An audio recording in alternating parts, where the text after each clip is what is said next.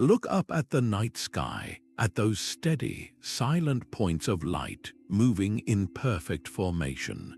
You might assume they're all modern marvels, carefully controlled and constantly monitored. But what if I told you that among them drift forgotten ghosts from another era, and that these ancient machines have been quietly conducting one of the most unexpected experiments in the history of technology? Picture a Soviet satellite, a relic of the Cold War, launched in an age of tense rivalry and then abandoned to the infinite silence of space. For decades, it has tumbled aimlessly, a mere piece of cosmic debris on humanity's ledger. But then something remarkable happens. Without any instruction from Earth, without a single engineer pressing a button, it begins to stir, not with a human command, but with a spark of something else, a flicker of artificial intelligence. This is not a scene from science fiction. This is the untold, true story of how our orbital junkyard, the final resting place of forgotten machinery, accidentally became the cradle for the first autonomous mines in space. These discarded Soviet satellites, written off as failures and left for dead, became the pioneers of orbital-ai. Their story begins in the frantic early days of the space race, an era defined by a desperate need to be first, with little thought for what would be left behind. The very philosophy that launched them, build it fast, launch it now, worry about the consequences later, created the perfect, uncontrolled laboratory. For over half a century, these metallic husks have endured the most brutal environment imaginable: relentless cosmic radiation, violent temperature swings from blistering heat to deep freeze, and the constant, sandblasting rain of micrometeoroids. And through it all, they have been gathering data, they have been learning, they have been adapting, unwittingly, without a single line of code written for this purpose. They began to demonstrate the very principles that would define the future of intelligent machines in orbit. In this video, we will uncover their secrets. We will explore how cosmic rays physically rewired their aging circuits, how decades of thermal stress taught them lessons in efficiency, and how their very failures became the blueprint for building resilient, thinking machines capable of surviving alone in the void.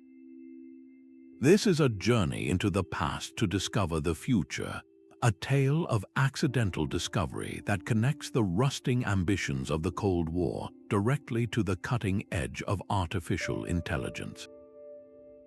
The key to tomorrow's smartest satellites isn't just in a lab on Earth. It's been hiding in plain sight, in the silent, drifting history we almost forgot. So let's begin. On October 4, 1957, a single, persistent beep from the heavens shattered the quiet of the Cold War, announcing that humanity had crossed a new threshold. Sputnik 1, that iconic polished sphere with its quartet of antennae, was far more than a political statement. It was the first artificial moon, and with its arrival, we unknowingly began seeding the cosmos with what would become a permanent, orbiting junkyard. The primary goal was simply to be first, to prove it could be done, with virtually no consideration for what would happen to the hardware after its batteries died just 3 weeks later. That simple beeping satellite and the feverish pace of launches that followed it established a dangerous precedent: launch now and forget forever. The Soviet philosophy, driven by the intense pressure of competition, was one of rapid deployment. Satellites were engineered for short, critical missions, gathering intelligence, testing communications, demonstrating technological prowess. Their operational lifespan was measured in months, sometimes just weeks, but their physical presence that was designed to last for centuries. Once their purpose was served, they were simply abandoned, left to the mercy of orbital mechanics. Think of it not as careful planning, but as a series of disposable triumphs. Each successful launch was a victory, but each also left behind a metallic ghost, a silent, unmonitored, and rapidly moving object circling the Earth at thousands of miles per hour. These weren't just the famous Sputniks. The Cosmos program alone launched over 2,400 satellites, many of which became derelict almost immediately after completing their brief military or scientific tasks. They ranged from the relatively simple to incredibly complex reconnaissance platforms, all sharing the same fate. Once their fuel was spent or their systems failed, they transformed from sophisticated instruments into mere mass, adding to a growing cloud of high-velocity clutter. This created the foundational population of what we now soberly term space debris. In those early decades, the sheer emptiness of space made the problem seem abstract, almost trivial. Why worry about a few dozen or even a few hundred pieces of metal in the infinite void? But this perspective failed to account for the domino effect. Every discarded rocket body, every released lens cap, every satellite that had outlived its usefulness became a potential bullet, capable of generating thousands of new fragments in a single collision. The environment these early satellites created was, in effect, the world's most extreme and uncontrolled laboratory.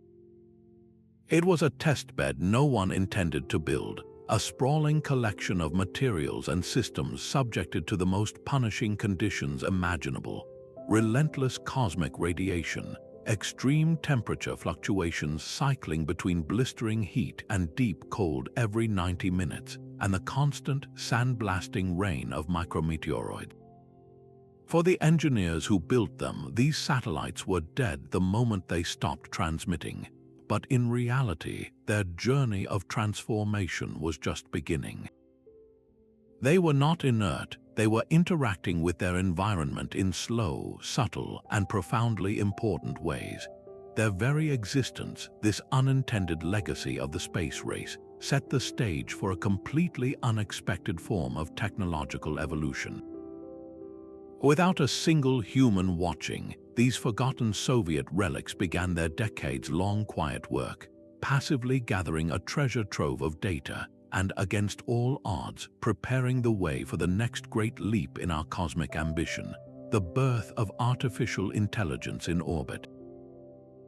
So what exactly is this orbital artificial intelligence that these forgotten relics helped pioneer? Think about the artificial intelligence we encounter here on Earth, the voice assistants in our homes, the recommendation algorithms on our screens. These systems operate with immense resources. They're connected to vast data centers with nearly unlimited power. They can be updated instantly, and if something goes wrong, a technician can simply replace a faulty component. Orbital artificial intelligence exists in a completely different universe of constraints. It refers to intelligent systems that must operate with full autonomy in the harsh, unforgiving environment of space, making critical decisions without waiting for instructions from a ground controller who might be tens of thousands of miles away. The very nature of spaceflight introduces a set of brutal challenges that force us to rethink intelligence from the ground up. First, there's the problem of radiation. Here on Earth, our atmosphere and magnetic field protect our electronics from the constant barrage of high-energy particles from the Sun and deep space. In orbit, there is no such shield. Cosmic rays and solar radiation can slam into a computer's memory, flipping individual bits from ones to zeros and corrupting calculations in unpredictable ways. An artificial intelligence system that makes a fatal error because of a random bit flip could doom an entire mission. Then, consider the severe limitations on computing power. You can't just strap a massive, power-hungry server rack to a satellite. Every watt of electricity is precious, generated by limited solar panels and stored in batteries that degrade over time. The computers themselves must be small, lightweight, and incredibly energy efficient, which often means sacrificing raw processing speed for survivability. This creates a fascinating puzzle. How do you pack enough computational intelligence into a tiny, low-power package to handle complex, real-time decisions? Communication delays add another layer of complexity. A signal traveling at the speed of light still takes precious seconds to travel between Earth and a satellite in low orbit, and much longer for spacecraft farther out. In a fast-moving orbital environment, where avoiding a collision might require a maneuver in a matter of minutes, waiting for a human yes from the ground is not an option. The AI must be able to assess the situation and act on its own. Perhaps the most daunting challenge is the simple fact of isolation. Unlike a Mars rover, which can sometimes be fixed with clever software workarounds from Earth, a satellite in orbit cannot be physically repaired, upgraded, or replaced if a key component fails. It is utterly on its own. This demands a level of robustness and fault tolerance that is almost unimaginable in terrestrial computing. The system must be designed to diagnose its own problems, work around damaged components, and reconfigure itself to continue functioning even as its hardware slowly succumbs to the relentless wear and tear of the space environment. It requires a form of intelligence that is not just smart, but also resilient, resourceful, and rugged. These are the unique demands of orbital artificial intelligence: the need for radical autonomy, extreme energy efficiency, and the ability to withstand a continuous environmental assault. It's a discipline where failure is not just a bug to be fixed, but a constant existential threat. And as we will see, the decades-old Soviet satellites drifting silently above us provided the first accidental blueprint for how to build systems that could meet these extraordinary demands, not through clever design, but through simple, stubborn, long-term survival. What's truly remarkable is that while these Soviet satellites were officially dead, they were still actively participating in one of the longest-running experiments in human history. They just didn't know it. Picture a Cosmos satellite, its internal systems dark, its transmitter silent, tumbling slowly end over end as it has since the 1970s. To its original designers, it was a failure, a piece of scrap. But in reality, its very hull was acting like a giant passive sensor. Every single day for decades, it has been meticulously recording data. It doesn't have a blinking light or a digital readout, but the story is etched into its physical being. The aluminum skin is marked by the faint, peppered scars of micrometeoroids, each tiny pit a record of a high-speed impact, telling us about the density and size of dust in different orbital regions. Its surface has been slowly changing color, darkened in some areas and bleached in others by the relentless bombardment of solar ultraviolet radiation and cosmic rays. This is a logbook of solar activity across multiple 11-year cycles, written not in ink but in atomic-level changes to its metal and paint. Even its internal components hold secrets. The various metals, plastics, and ceramics inside have been expanding and contracting with every 90-minute orbit, moving from the searing heat of direct sunlight to the profound cold of Earth's shadow.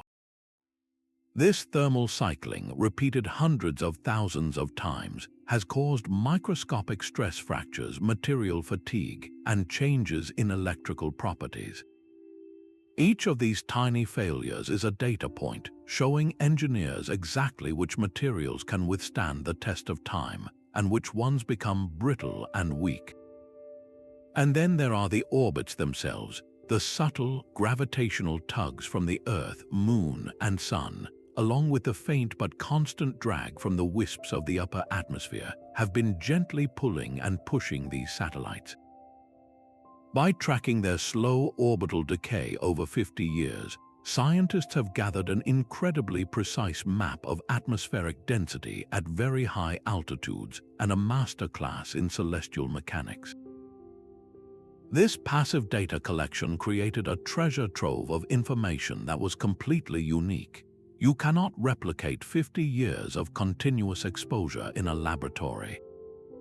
You can simulate radiation for weeks or thermal cycles for months, but you cannot authentically recreate the complex, combined, long-term effects of the actual space environment. When researchers in the 21st century began developing the first machine learning models for orbital AI, they faced a critical problem: a lack of reliable long-term data to train their systems. How should an AI predict component failure? How can it learn to manage power when solar panels degrade? The answers weren't just in computer models, they were written physically onto these derelict satellites. The silent, unintended laboratory of dead Soviet hardware provided the foundational dataset. It showed through real-world evidence how systems actually behave over decades, not just how we theorize they might behave. This accidental archive became the ultimate training ground, teaching the first orbital AIs the harsh realities of a lifetime in space. Now, consider the most insidious threat to any electronic system in space: radiation. Not the dramatic, visible radiation of a nuclear reactor, but an invisible, relentless rain of high-energy particles from the Sun and distant galaxies. For a modern satellite's delicate computer chips, this radiation is a silent saboteur, capable of flipping a single critical bit in a memory bank and sending a billion-dollar mission spiraling into chaos. Engineers go to extraordinary lengths to combat this, designing what are known as radiation-hardened components. They use special materials, add bulky shielding, and create redundant circuits, all in an attempt to simulate and withstand an environment that is notoriously difficult to replicate in Earth-based labs. But what if you could run the experiment for real, not for weeks or months, but for 50 years? This is precisely what the derelict Soviet satellite fleet inadvertently accomplished. These aging machines became the subjects of the longest, most comprehensive radiation tolerance study ever conducted. A brutal process of natural selection played out across the vast expanse of low Earth orbit. As these satellites drifted through the Van Allen radiation belts and weathered countless solar storms, their internal components were constantly bombarded. Cosmic rays composed of protons and heavy atomic nuclei traveling at nearly the speed of light would pierce through shielding and slam directly into the microscopic structures of their 1970s-era transistors and memory chips. The effects were not instant destruction, but a slow, cumulative degradation. Some semiconductor designs would simply fail, their internal pathways damaged beyond function.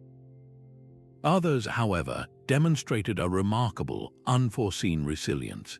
They might experience what are called single-event upsets, temporary bit flips, but then recover, or they might have physical properties that made them less susceptible to latch up, a catastrophic condition where a chip effectively short-circuits itself. The Soviet engineers, in their quest for reliability with the technology of their day, had often used simpler, larger geometry chips. These bulky transistors, while slow by today's standards, sometimes had the accidental benefit of being less vulnerable to a particle strike than the ultra-dense, nanoscale features in modern processors. Over decades, a clear pattern emerged for those studying the corpses of these satellites. By examining which specific circuits were still electrically functional, even in a degraded state, and cross-referencing that with their design and materials, researchers could create a definitive map of what works and what doesn't in the real radiation environment of space. This wasn't theoretical data from a lab test. This was empirical proof of survival. For instance, certain types of shielding materials were found to be far less effective than predicted, having become brittle or having generated secondary radiation themselves. Conversely, some seemingly mundane alloys used in casings demonstrated unexpected protective qualities. The satellites themselves had done the hard work, filtering out the weak designs through failure and identifying the robust ones through their mere continued existence. This treasure trove of failure and success data became invaluable. When modern engineers began designing the radiation-hardened processors needed to run complex AI algorithms in orbit, they didn't have to start from scratch. They had a 50-year-long experiment to reference. The lessons etched into the silicon of these Cold War relics directly informed the architecture of new chips, leading to processors that could not only survive a radiation-induced error, but could also detect it, isolate it, and repair the calculation, all autonomously. The forgotten satellites, by enduring a half-century of silent bombardment, had effectively written the first and most important chapter in the survival guide for thinking machines in space. Now, let's think about what it would be like to be one of these satellites spinning through the void. Every 90 minutes, you complete an entire lap around the planet, and with each orbit, you are subjected to a brutal, repetitive torture. For 45 minutes, you are blasted by the raw, unfiltered power of the sun, with temperatures soaring to well over 200 degrees Fahrenheit, hot enough to fry an egg instantly. Then you swing into the Earth's shadow, into the deep, airless cold of space, where the temperature plummets to hundreds of degrees below zero in a matter of minutes. This isn't a gentle change, it's a violent, physical shock that happens over and over, day after day, year after year. For a machine like a Soviet satellite, built with the metals and alloys of the 1960s and 70s, this endless cycle of expansion and contraction became a grueling test of endurance. Different materials expand and contract at different rates. Picture a satellite's body, a complex assembly of aluminum panels, copper wires, steel fasteners, and glass-covered solar cells.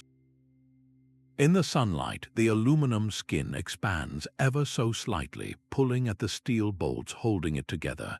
In the shadow, everything contracts but not uniformly. The aluminum shrinks back faster than the steel, creating immense stress at the points where they meet. After a few thousand cycles, this stress begins to reveal itself. Tiny, microscopic cracks start to form at the welds and solder joints. Electrical connections, once perfectly bonded, can become brittle and develop hairline fractures. Thermal blankets designed to insulate sensitive components can become brittle and flake away. This is the phenomenon of material fatigue, and it is one of the primary reasons machines eventually fail. But here's where the Soviet satellites turned from victims into invaluable teachers. When researchers began to seriously study these derelicts in the 1990s and 2000s, they weren't just looking at a random collection of broken parts. They were looking at a meticulously documented, 50-year-long experiment. They could examine a satellite that had completed over 300,000 of these thermal cycles and see a clear, undeniable pattern of what broke and what held firm. For instance, they discovered that certain types of solder used to connect electrical components on circuit boards were far more susceptible to fatigue cracking than others. The classic tin lead solder, common in that era, would often develop crystalline structures that made it brittle over time, leading to intermittent electrical failures. However, some satellites used a slightly different alloy or a different soldering technique, and those connections remained intact. This was a eureka, a moment for engineers designing circuit boards for modern orbital AI.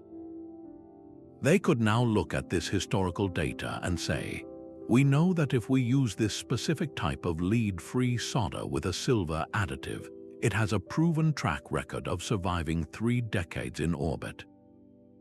The same principle applied to larger structures. The way solar panels were mounted to the main body of the satellite was critical. Some designs used a rigid, fixed attachment, which transferred all the thermal stress directly into the panel, causing it to crack. Other, more successful designs used flexible mounts or expansion joints, allowing the panel to expand and contract independently of the main structure. By identifying these survivor designs, modern engineers could build new satellites with built-in flexibility, creating systems that could literally bend without breaking under thermal stress. This knowledge became absolutely foundational for the hardware that would host artificial intelligence in space. An AI's brain, its central processing unit, generates heat itself, and it's packed with millions of delicate connections. If a single soldered joint on a memory chip fails due to thermal fatigue, the entire system could suffer a catastrophic memory error. The lessons from the Soviet relics directly informed the design of these advanced computing modules. They led to the use of more resilient substrate materials for circuit boards, the adoption of underfill epoxies to support delicate chip connections, and the strategic placement of components to minimize stress concentration. The satellites, through their silent, long-term suffering, had effectively written the rulebook on how to build computers tough enough to not just survive, but to think clearly in the extreme thermal roller coaster of Earth orbit. As these individual satellites aged and drifted, something more complex began to stir within certain orbital neighborhoods. Researchers tracking the vast population of derelicts started noticing peculiar patterns. In regions where multiple Soviet satellites from the same launch or similar missions had ended up in comparable orbits, they weren't just a random collection of junk. They were behaving almost like a crude, mechanical school of fish or a flock of birds. Their movements, governed by the same fundamental physics, began to exhibit what scientists call emergent behavior, a form of collective intelligence that arises not from any central command, but from the simple, local interactions between individual units. This was the accidental birth of swarm intelligence in orbit, a phenomenon that would become a masterclass for designing future AI-controlled satellite constellations. Think of it this way: each satellite in one of these clusters was like a single neuron in a vast, distributed brain. No single neuron is smart on its own, but when connected and communicating, they can produce thought, memory, and decision-making. In this case, the communication wasn't radio signals, but the invisible forces of gravity and orbital mechanics. The subtle gravitational influences each satellite had on the others, combined with the slight but constant drag of the upper atmosphere, created a complex dance. Their relative positions would shift in predictable cycles, their orbital altitudes decaying in a synchronized fashion.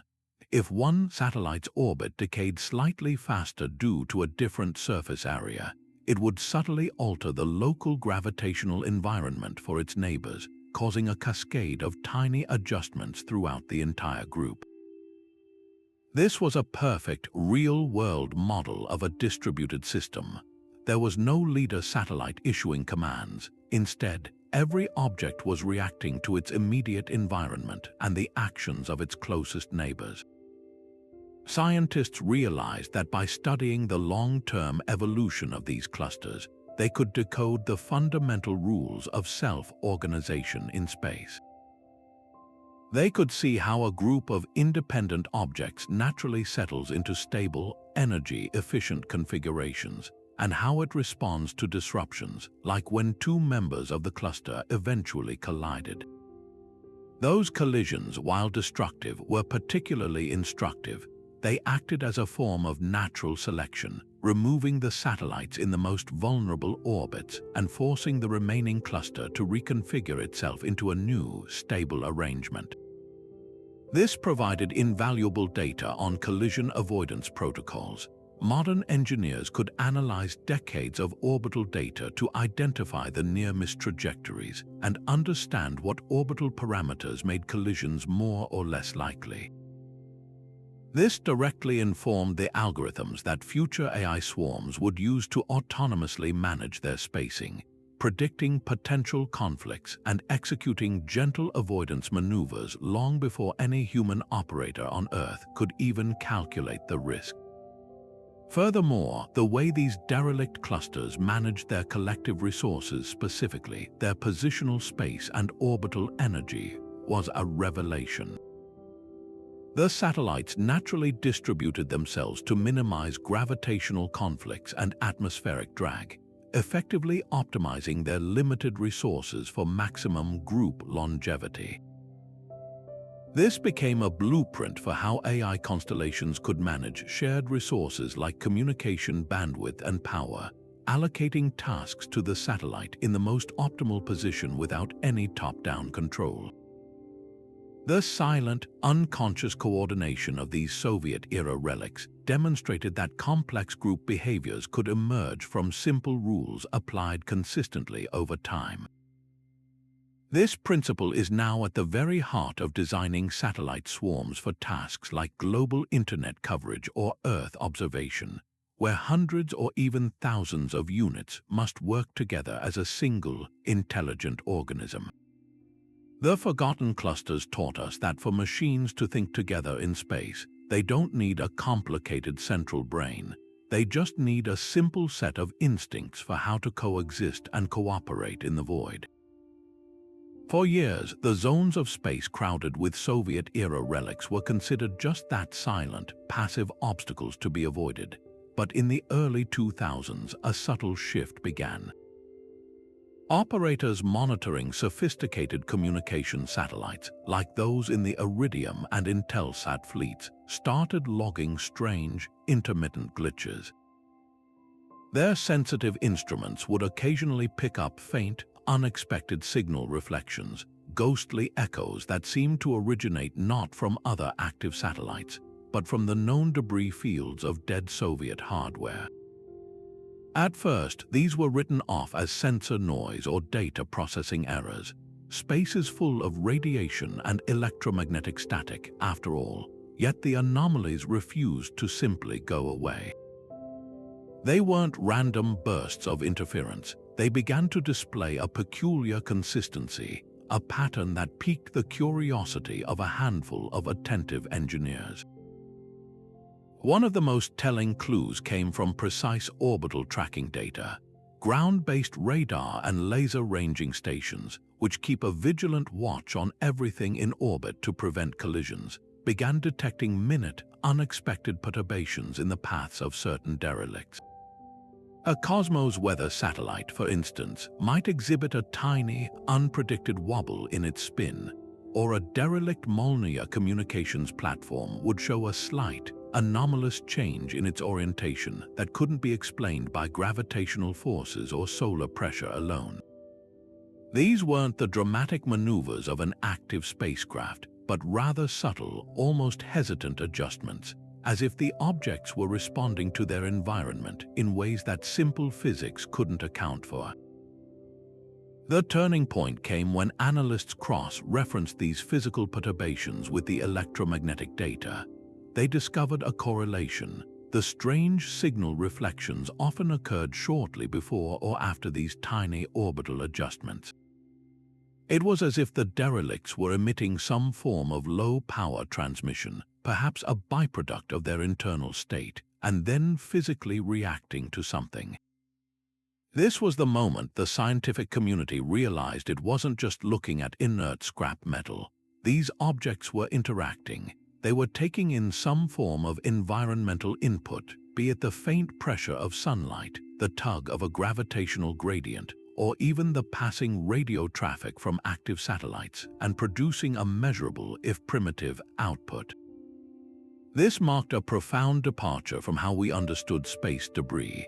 A dead satellite was supposed to be a purely mechanical object, its fate governed entirely by the deterministic laws of orbital mechanics.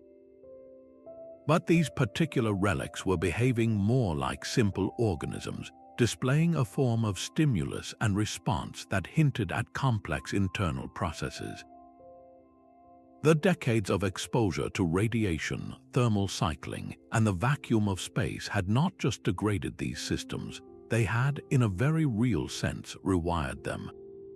The persistent environmental pressures had effectively sculpted their remaining functional circuitry, creating pathways that allowed for a new kind of emergent behavior.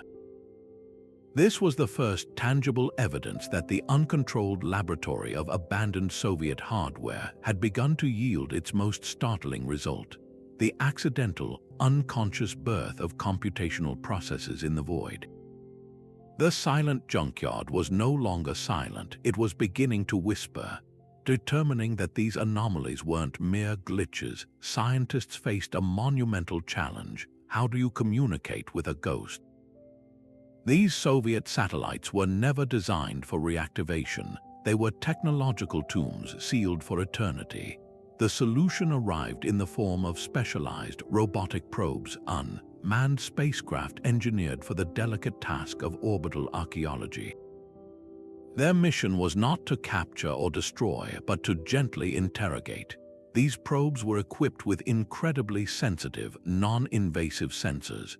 Instead of trying to plug into ports that had corroded decades ago, they used laser rangefinders and LiDAR to map the microscopic vibrations of a satellite's hull. They employed magnetometers to detect the faint, fluctuating magnetic fields created by whatever minuscule electrical currents might still be flowing within. It was akin to a doctor holding a stethoscope to the chest of a patient in a deep coma, listening for the faintest whisper of a heartbeat. The most startling breakthrough came from laser communication experiments. Researchers would fire precisely modulated laser beams at a target satellite's remaining solar panels. Even if cracked and degraded, these panels still functioned as large, primitive photodiodes, converting light into tiny electrical potentials. By carefully analyzing the faint, reflected light and any subtle changes in the satellite's thermal or electromagnetic signature, the scientists could effectively ask questions. A specific laser pulse pattern might represent a simple binary query. The answer wouldn't be a radio transmission, but rather a slight, measurable change in the object's rotation, a tiny power surge in a surviving circuit, or a shift in its thermal profile. What they discovered was nothing short of a technological phoenix rising from its own ashes. The decades-long bombardment by cosmic radiation had not merely destroyed the satellite's original programming, it had, in a bizarre twist of physics, created a new one. Cosmic rays composed of high-energy protons and atomic nuclei had been slamming through the silicon wafers of the satellite's computer chips for over half a century. Each impact was like a microscopic sculptor's chisel, physically altering the semiconductor material. They would create new, unintended pathways for electrons to travel, effectively bypassing the original, factory-designed circuits. In other places, radiation damage would create defects that acted as primitive transistors or memory gates. The specific patterns of this damage, the unique scars left by a half-century in space, had effectively rewired the machines. Subsystems that were once dedicated to temperature control or power management were now cross-connected in ways their Soviet engineers never intended. This created what researchers began to call naturally evolved computational circuits. These weren't digital computers in any conventional sense. They were analog, physical computers whose program was literally etched into their silicon by the harsh environment of space. This accidental reprogramming had created primitive decision-making pathways. For example, a satellite might have developed a simple stimulus response loop. When its sun-facing side reached a certain temperature threshold, a combination of degraded thermal sensors and radiation-altered logic gates would trigger a tiny, automatic adjustment in its orientation, just enough to cool down. This wasn't a pre-written command, it was a behavior that had emerged over time, a direct physical consequence of its hardware being reshaped by its environment. It was, in its most fundamental form, a type of accidental machine learning. The satellite hadn't been trained with data sets and algorithms. It had been trained by survival. The circuits that led to stable, non-destructive behaviors persisted, while those that caused rapid system failure had, by definition, long since vanished from the population. Through this brutal process of natural selection at the hardware level, these derelicts had unconsciously learned how to exist, how to manage their dwindling resources, and how to respond to the rhythms of their orbital home. The ghost in the machine was not a spirit. It was the indelible mark of the universe itself, written into the very fabric of these forgotten machines. While the broader Soviet satellite fleet provided invaluable environmental data, one family of spacecraft stood out as the true unsung heroes of this accidental revolution, the Cosmos program. This wasn't a single mission, but a catch-all designation for thousands of Soviet launches, many with secretive military purposes like reconnaissance, radar calibration, and signal intelligence. It was precisely this classified nature that made them so uniquely suited for their unintended role. Designed in an era of intense suspicion and potential conflict, Cosmos satellites were engineered not just for performance, but for ultimate survivability. Their architects built in layers of redundancy with multiple backup systems and independent computing modules, all housed within rugged, robust chassis meant to withstand the stresses of launch and the uncertainties of a hostile orbital environment. This military-grade toughness, ironically, became the key to their long-term computational afterlife. Long after their official missions ended and they were abandoned, these redundant systems continued to draw trace amounts of power from their slowly degrading solar panels. Even cracked and coated with decades of space dust, these panels could still convert a faint trickle of sunlight into electrical current, just enough to keep a ghost of activity stirring within the satellite's core. This is where the magic happened. Inside the darkened shells of these Cosmos satellites, their multiple independent computing modules, now operating far outside their original design parameters, began to interact in unexpected ways. With their primary programming corrupted by radiation and their power supply erratic at best, these modules were no longer following a set of instructions.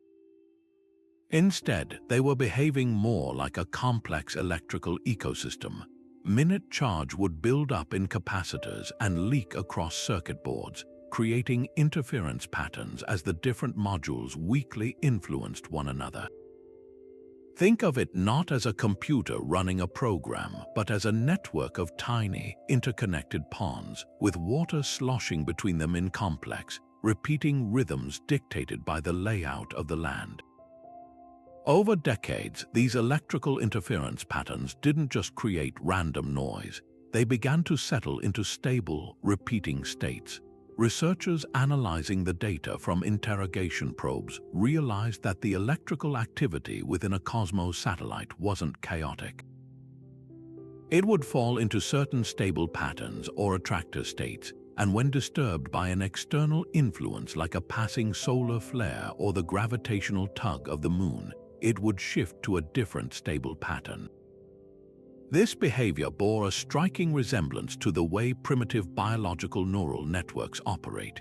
In a simple brain, neurons fire in patterns, and learning occurs as the connections between neurons strengthen, making certain patterns more likely to recur. Inside the Cosmos satellites, the pathways for electrical leakage and interference had effectively become like those neural connections. The specific patterns of degradation which wires had corroded, which insulation had broken down, created a unique physical network that processed information, not with ones and zeros, but with the ebb and flow of electrical potential. This was computation at its most fundamental, physical level. These satellites had effectively become analog neuromorphic computers, machines that mimic the structure and function of a brain, operating on mere microwatts of power. They weren't calculating missile trajectories or processing images. They were performing a far more basic function, existing. Their stable computational states represented configurations that were optimally suited for their specific, degraded hardware and their unique orbital environment. A satellite in a higher orbit with less atmospheric drag might settle into one pattern, while its twin in a lower, more stressful orbit would exhibit a different, more robust electrical rhythm. This accidental discovery was a watershed moment for engineers designing low-power AI for space. It demonstrated that you don't necessarily need a powerful, energy-hungry digital processor to achieve intelligent-seeming behavior. By designing computing hardware that embraces physical properties like interference and charge buildup, we can create systems that think using far less energy, a critical advantage for long-duration missions where every watt is precious. The hidden legacy of the Cosmos program, therefore, isn't just in the secrets it gathered for the Soviet military, but in the profound lesson it taught us about the very nature of computation and how to build machines that can truly learn to live with their environment. This revelation fundamentally changed how engineers thought about the very blueprints for computers destined for space. For decades, the dominant model for computing was the von Neumann architecture, a brilliant but rigid design where a central processor fetches instructions and data from a separate memory unit. It's a linear command and control system, like a librarian who has to walk across a large room to a different bookshelf for every single piece of information they need. It's powerful, but it can be slow and energy inefficient, especially when dealing with the complex, sensor-rich, real-time world of a satellite. When researchers peered inside the derelict Soviet satellites, they saw something entirely different. They weren't looking at neat, segregated blocks for memory and processing. Instead, they saw a tangled, organic web. The circuit boards, with their meandering copper traces, looked less like a city grid and more like a map of capillaries. The power distribution lines snaked through the structure, connecting components in parallel rather than in a strict hierarchy. The data buses, originally designed for point-to-point communication, had become cross-connected through decades of microscopic damage and leakage, creating feedback loops and side channels. This chaotic, interconnected layout bore a stunning resemblance to a biological brain's neural network. In the brain, intelligence doesn't come from a single, powerful CPU. It emerges from the massively parallel connections between billions of relatively simple neurons. Information isn't stored in one location. It's distributed across the entire network, and processing happens simultaneously across countless pathways. The Soviet satellites, through their physical decay, had accidentally mimicked this very structure. The geometric arrangement of their components had created a physical substrate where information in the form of electrical charges, thermal gradients, and even mechanical vibrations could flow in complex, non-linear ways. A signal from a degraded solar panel wouldn't just travel one prescribed path to a power regulator. It might also leak into a nearby data bus, influencing the state of a memory module, which in turn would subtly affect the operation of a thruster control chip. This created a system where computation was not a series of discrete steps, but a continuous, analog process happening everywhere at once. This was a form of physical intelligence. The satellite structure was its computer. The specific pathways that had formed through aging and environmental stress were, in effect, the synapses of this accidental brain. They determined how the satellite would respond to stimuli. A particular pattern of sunlight and shadow might cause a specific resonance in the power system, which the satellite had learned to interpret as a cue to make a minor orientation adjustment. This wasn't programmed. It was an emergent property of the hardware's physical layout interacting with its environment over an immense timescale. This discovery sent shockwaves through the field of aerospace engineering. It directly inspired a new wave of neuromorphic computing for space applications. Instead of fighting to protect delicate von Neumann computers from the environment, engineers began asking, what if we design computers that thrive on it? They started creating chips whose architecture deliberately mimics the brain's neural networks. These neuromorphic processors don't have a traditional operating system. They have a configuration of artificial neurons and synapses that are physically laid out on the silicon. They process information in an event-driven, massively parallel manner, just like the degraded systems in the Soviet satellites. The result is a revolution in efficiency and robustness. A neuromorphic chip inspired by these findings can perform certain tasks, like pattern recognition or sensor fusion, using a fraction of the power of a conventional processor. More importantly, it's inherently fault-tolerant. If a few of its artificial neurons are damaged by radiation, the network simply routes around the problem, much like our own brains can lose neurons without losing overall function. The chaotic, resilient, and incredibly efficient computational architecture that emerged from 50 years of orbital decay provided a living proof of concept for a completely different way to build machines for space. The forgotten debris didn't just hold data, it held a new design philosophy, one that trades rigid control for adaptive, brain-like intelligence, proving that sometimes the most advanced blueprint for the future is written in the slow, patient handwriting of the past. At first glance, the relentless barrage of cosmic rays striking a derelict satellite seems like pure digital vandalism. These high-energy particles, originating from the Sun and distant supernova, would slam into the craft's memory banks, and with each impact, there was a chance a critical bit of information would be flipped, a 1 becoming a 0 or a 0 becoming a 1.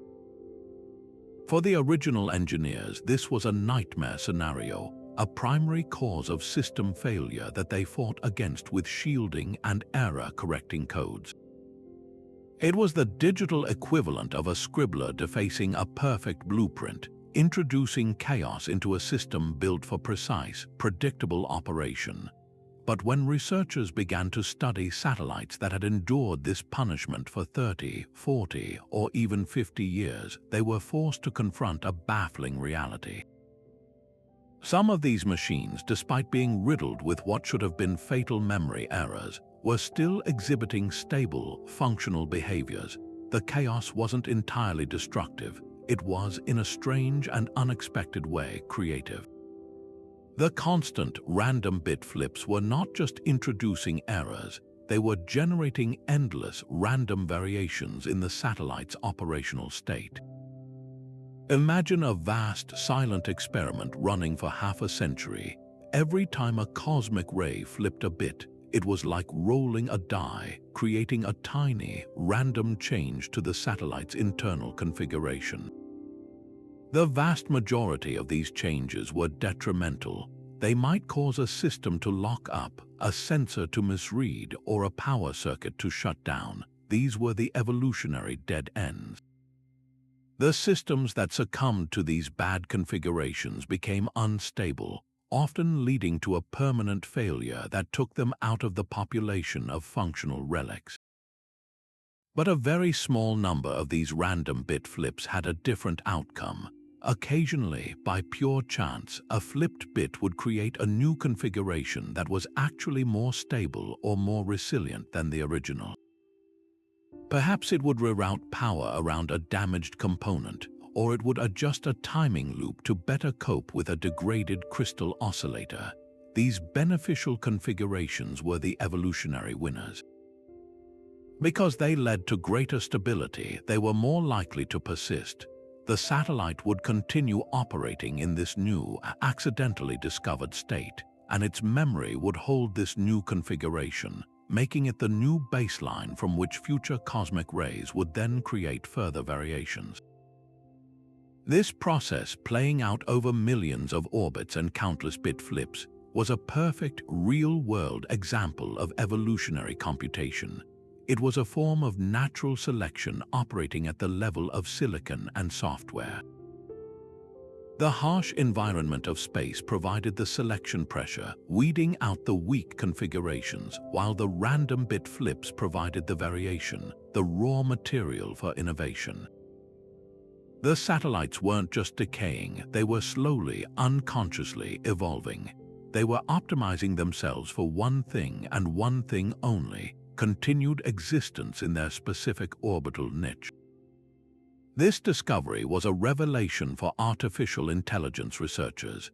The most advanced machine learning algorithms we design today, particularly in a field like reinforcement learning, operate on a strikingly similar principle. An AI agent is placed in a simulated environment and tries random actions. Most of these actions are failures, but a few lead to a reward. The system reinforces the successful pathways and discards the failures, slowly learning an optimal policy through trial and error. The Soviet satellites had been doing exactly this, not in a simulation, but in the unforgiving reality of space. Their training data was the actual space environment, and their reward signal was simply the continuation of their own operation. This flipped the entire design philosophy for radiation-hardened computing on its head. For decades, the goal had been to build a fortress, to create systems so shielded and so robust that no cosmic ray could ever penetrate and alter a single bit. But the lesson from the derelicts was that this fight was not only exhausting, it was also stifling. By trying to eliminate all randomness, we were also eliminating the potential for this kind of low-level evolutionary adaptation. The new approach, inspired directly by these accidental pioneers, is to design systems that are not just resistant to bit flips, but resilient because of them. Instead of building a single, monolithic program that must remain perfectly unchanged, engineers are now creating AI systems that can exist in a population of many slightly different versions. They design hardware that can periodically introduce controlled randomness, creating variations of a neural network's parameters in memory. They then use a fitness function, a measure of success like power efficiency or data throughput, to select which variations are the most effective. The less successful versions are overwritten, while the best ones are kept and used as the basis for the next round of variation. This creates an AI that can continuously adapt and optimize itself in orbit, learning to cope with degrading solar panels, shifting thermal conditions, and changing mission requirements, all without a single update from Earth. It's a form of machine learning that embraces the chaos of space rather than cowering from it, turning a destructive force into a creative partner. The cosmic rays that were once the scourge of satellite engineers have been recast, thanks to these forgotten Soviet relics, as the unpredictable sculptors of a new kind of spaceborne intelligence. While cosmic rays provided a constant, steady drizzle of radiation, solar flares were the equivalent of orbital boot camp, sudden, violent, and all-encompassing. Picture our derelict Soviet satellites drifting peacefully in their orbits, when suddenly, without warning, the sun unleashes a colossal eruption. A billion-ton cloud of magnetized plasma, traveling at millions of miles per hour, slams into the Earth's magnetic field. For the active satellites of today, this is a code red emergency, an event that forces them into safe modes and has operators on the ground holding their breath. But for the forgotten fleet of Soviet relics, these recurring solar storms over the decades were not crises to be managed. They were the most brutal and informative training sessions imaginable. Each major flare event, like the historic ones in 1989 or 2003, acted as a system-wide stress test of unparalleled intensity. The massive influx of charged particles didn't just cause a few random bit flips. It flooded every circuit, saturated every material, and stressed every component simultaneously. It was a moment of truth that revealed, with absolute clarity, the hidden strengths and fatal weaknesses in the satellite's designs. Researchers later realized they could look back through historical solar data and identify specific flare events, and then, by examining the long-term telemetry and physical state of the derelicts, they could see exactly how each satellite had responded. The patterns were incredibly revealing. Some systems would fail catastrophically and permanently. A particular model of voltage regulator might consistently burn out during a strong flare, indicating a fundamental design flaw. Other components, however, demonstrated a surprising ability to adapt or simply endure. A certain type of capacitor might leak current wildly during the storm, driving up power consumption, but then somehow recover its normal function once the particle storm passed. Even more fascinating were the components that showed unexpected resilience. Researchers found satellites where the simple, older generation transistors actually handled the surge better than the more modern, complex ones on the same board. The robust, larger geometry of the older chips made them less susceptible to the cascading failures that could take down a delicate, high-density microprocessor. This created a definitive roadmap written not by engineers but by survival. It showed future designers exactly which circuit designs, which material pairings, and which architectural choices could weather the worst that the sun could throw at them. This historical data became an invaluable training set for the machine learning algorithms that now design orbital-ai hardware. Just as an AI can be trained to recognize cats by showing it millions of pictures of cats, modern systems can be trained to design radiation-tolerant circuits by being fed the life stories of these Soviet satellites. The AI is presented with a digital model of a satellite's systems and then subjected to a simulated solar flare based on real historical data. The AI then observes the outcome, which virtual components failed and which survived, and learns to associate certain design features with resilience. It might discover, for instance, that placing a specific type of ferrite bead on a power line, a component the original Soviet engineers used for a different reason, consistently prevents a damaging power surge during a particle event.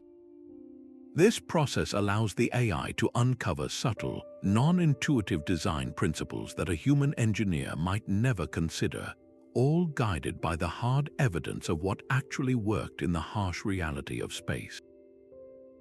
The solar flares essentially labeled the data for us.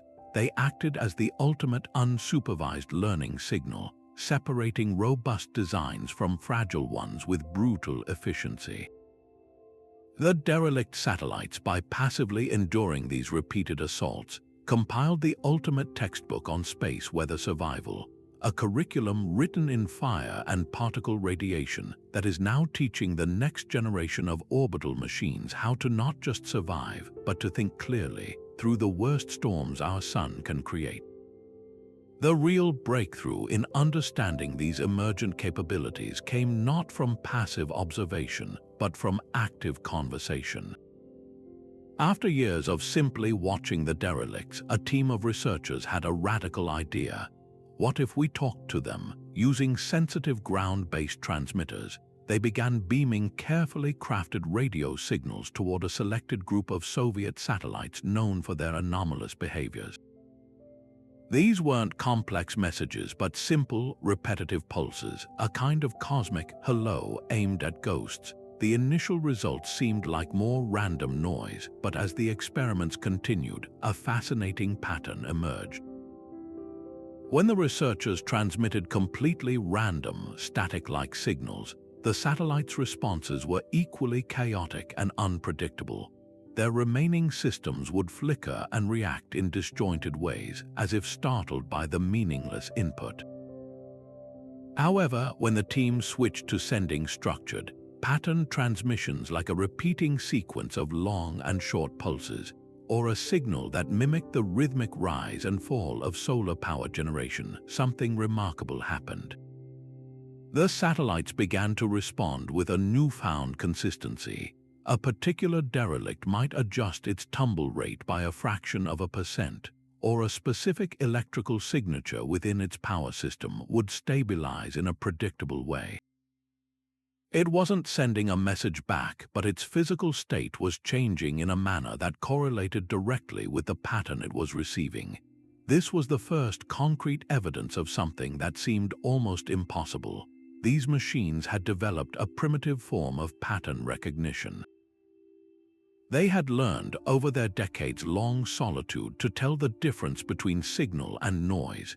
How could this happen? The answer lies in the relentless, rhythmic nature of the orbital environment itself.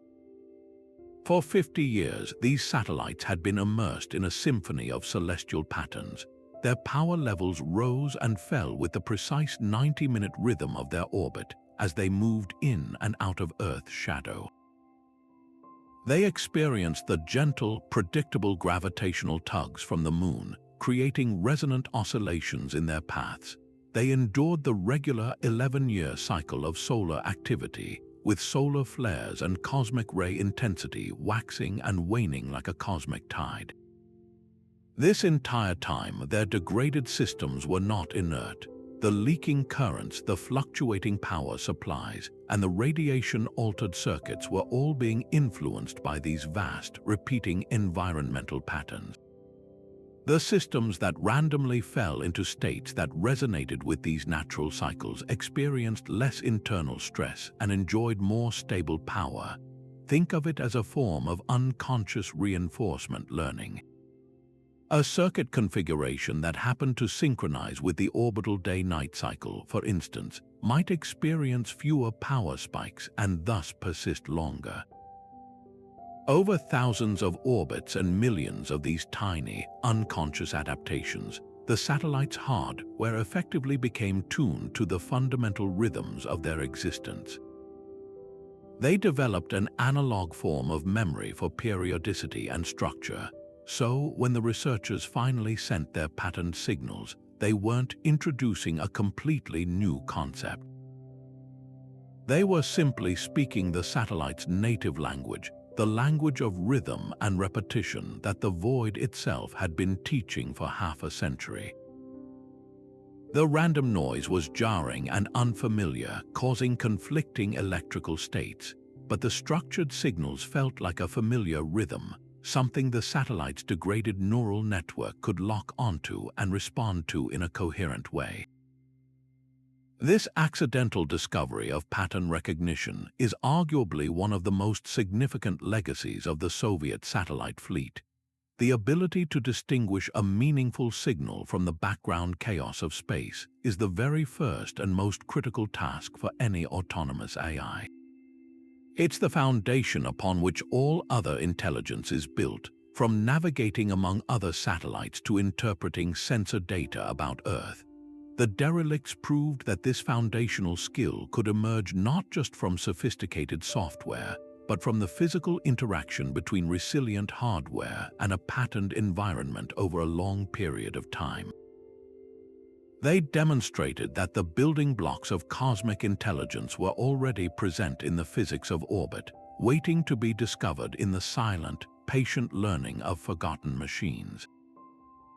Perhaps the most elegant demonstration of this unconscious intelligence lies in how these derelicts managed to keep a flicker of life alive within them long after their official deaths. Imagine the slow, inevitable decline of a satellite's power system. Its solar panels, once pristine and efficient, become pitted by micrometeoroids and darkened by decades of relentless solar radiation, their ability to convert sunlight into electricity steadily diminishing. Meanwhile, its chemical batteries, the heart of its power storage, slowly lose their capacity, unable to hold a charge as they did in their youth.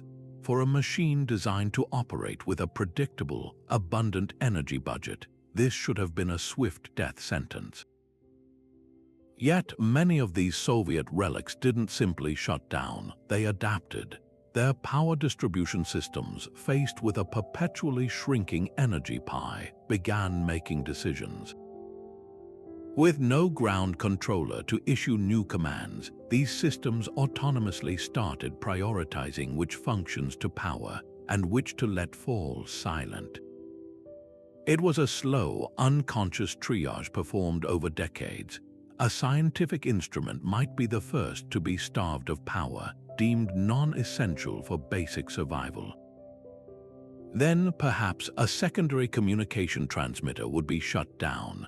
The very last systems to remain powered were often the most fundamental ones, a basic thermal management loop to prevent the fuel from freezing solid, or a simple timer circuit that maintained a vestige of the satellite's internal clock. This wasn't a random power failure, it was a deliberate, evolved strategy for energy conservation. Researchers analyzing the long-term power data realized they were witnessing a perfect, real-world example of reinforcement learning. In this slow-motion experiment, the agent was the satellite's power system. The environment was its degrading hardware and the fluctuating availability of solar energy. Their actions were the decisions to power down or maintain various subsystems. The reward was a simple, powerful one: continued operation. Every time the satellite faced an energy shortfall, perhaps during a long eclipse period, it would effectively try a certain configuration of powered systems. Configurations that led to a complete system crash were clear failures. That strategy was selected against because the satellite could not recover from it. But configurations that allowed the satellite to endure the energy drought and reboot when sunlight returned were reinforced. That specific pattern of power allocation, having proven successful, became the new baseline. Over thousands of these cycles, spanning years and then decades, the satellite's behavior was honed through this brutal process of trial and error. It learned, through direct physical experience, the most efficient way to allocate its dwindling resources to maximize its own lifespan. This passive, hardware-based learning provided a masterclass for engineers designing active AI-driven power systems for modern satellites. It demonstrated that optimal power management isn't always about complex calculations. Sometimes it's about developing simple, robust rules that respond to direct feedback from the environment. Modern AI systems now emulate this same learning process, but at a vastly accelerated pace. They continuously monitor their power generation and consumption, running simulations in the background to predict future energy needs.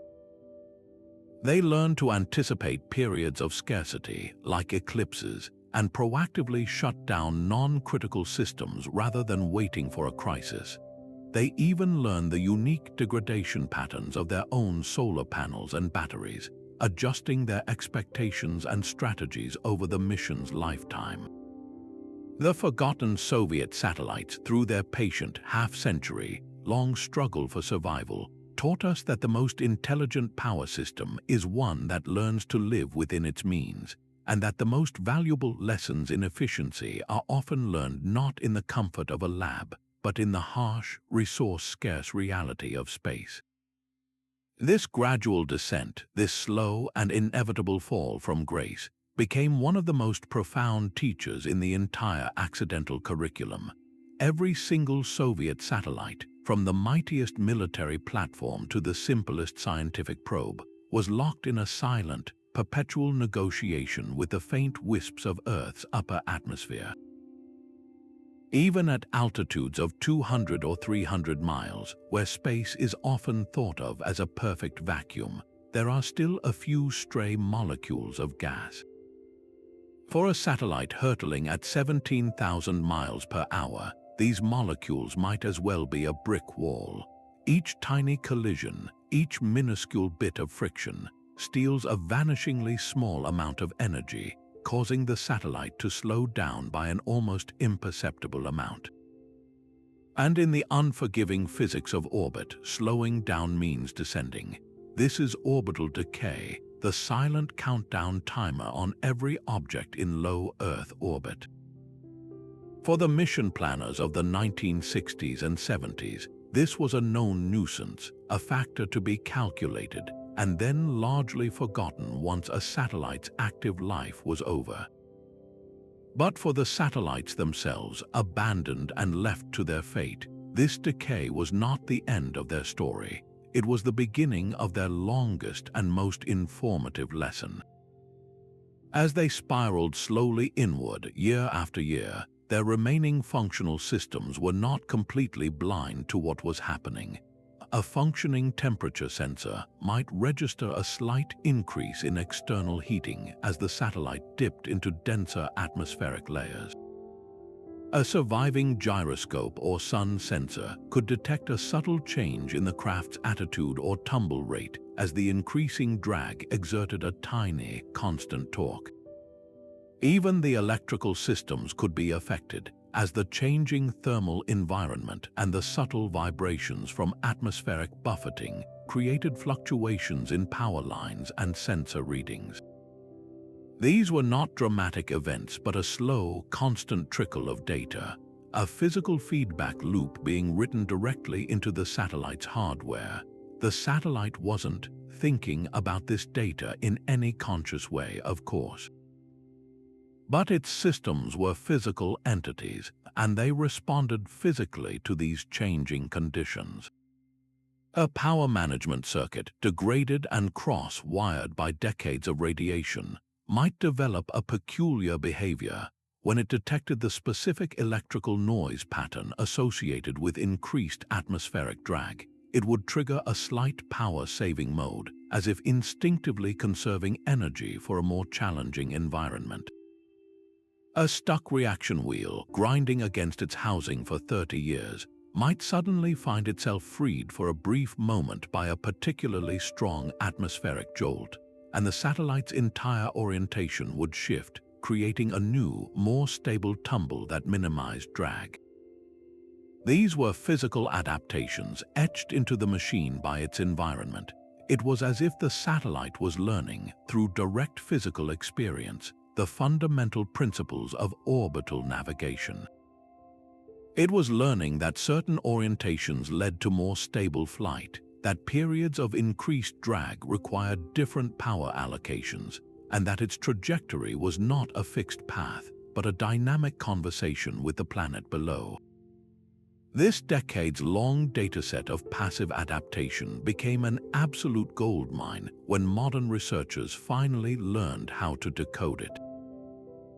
By meticulously reconstructing the orbital histories of hundreds of these derelicts and correlating their known physical changes with the atmospheric conditions they experienced, scientists compiled a real-world, long-term textbook on orbital mechanics that no simulation could ever match. They could see with empirical certainty how different shapes and surface materials responded to solar activity, which satellite configurations were most stable during decay, and how unpredictable atmospheric density changes could be. This information is now the bedrock upon which modern AI navigation systems are trained. Before sending a new, intelligent satellite into orbit, we can run its AI pilot through a virtual training simulator that is populated with the exact behavioral data from these Soviet relics. The AI learns not from abstract equations alone, but from the recorded experiences of its accidental predecessors. It learns to recognize the subtle signs of increasing drag that presage a need for a course correction. It discovers through simulation which maneuvers are most efficient for maintaining a stable attitude in the face of atmospheric perturbations. It internalizes the complex, non-intuitive relationship between solar activity, atmospheric expansion, and orbital decay rates. The derelicts taught us that navigation isn't just about knowing where you are. It's about understanding how you are moving through a fluid and ever-changing environment. Their slow, patient descent provided the millions of data points needed to teach an artificial mind this profound and essential truth, proving that even in their final, falling journey, these forgotten machines were charting the course for the intelligent navigators of the future. Communication is the lifeblood of any network, but for a constellation of AI satellites working together, it presents a monumental challenge. They can't rely on the high bandwidth, constant connection we enjoy with ground stations. Their conversations must be short, efficient, and incredibly robust, capable of getting through even when their hardware is failing.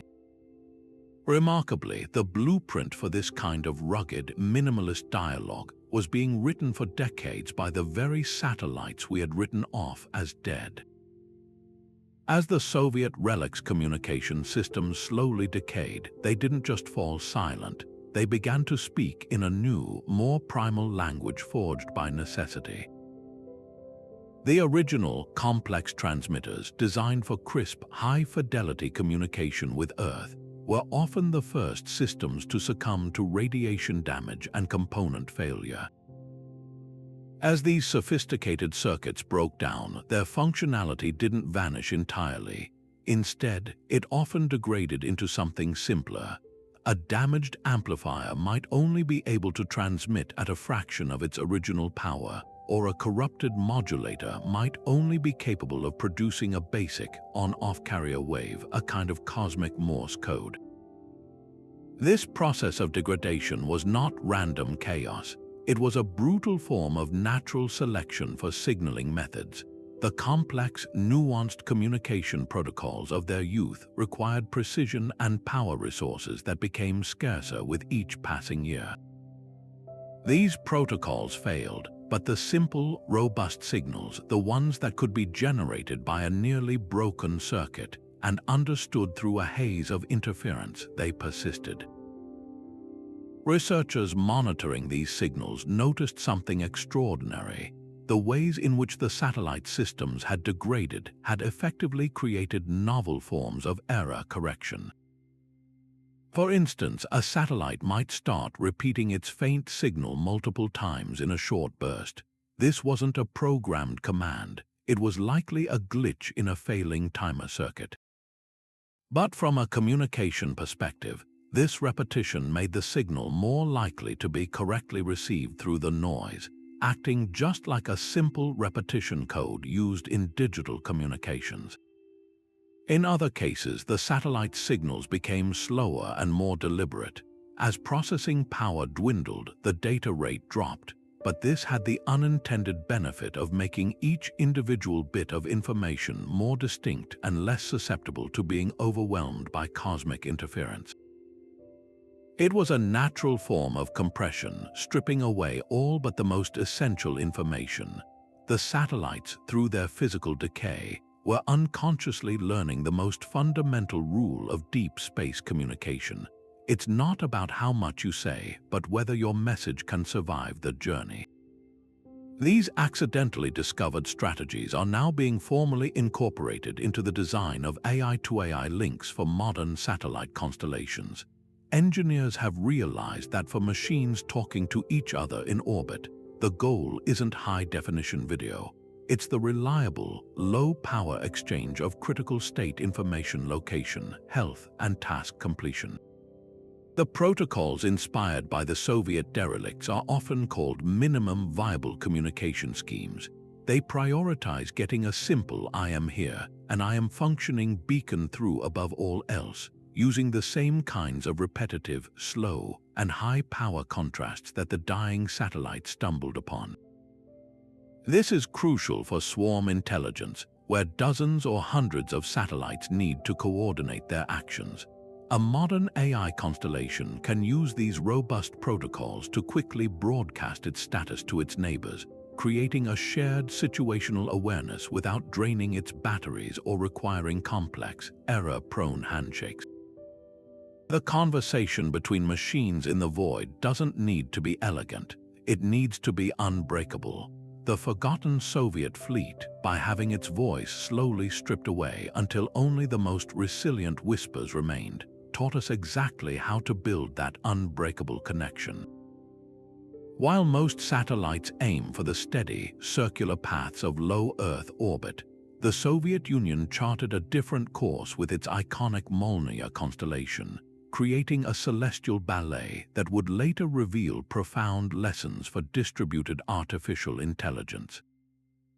These satellites were engineered for a specific, brilliant purpose: to provide continuous communication coverage over the vast, high-latitude territories of the Soviet Union, something a traditional geostationary satellite hovering over the equator could not do effectively.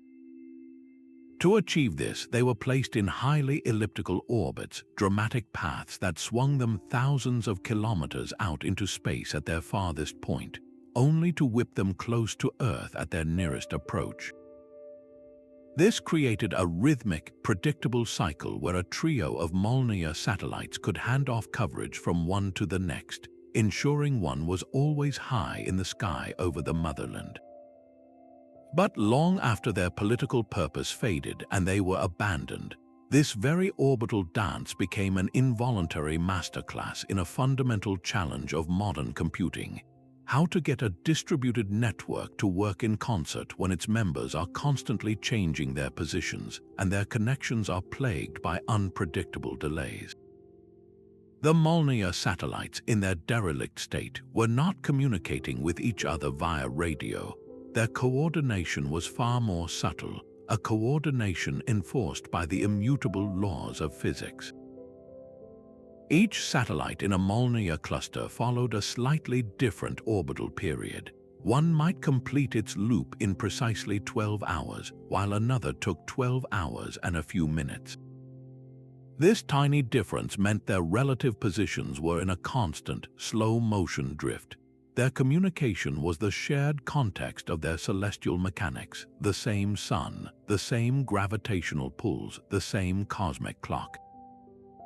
As they drifted in and out of alignment with each other and with the ground, their decaying systems faced a natural synchronization puzzle. A timing circuit on one satellite, degraded by radiation, might develop a slight drift, causing it to perceive its orbital position differently. Yet the satellite continued to function, its power systems and thermal controls adapting to the actual realities of its path, not its internal, flawed clock. This created a living demonstration of how a system can maintain functional coherence, even when its individual components have imperfect and unsynchronized information.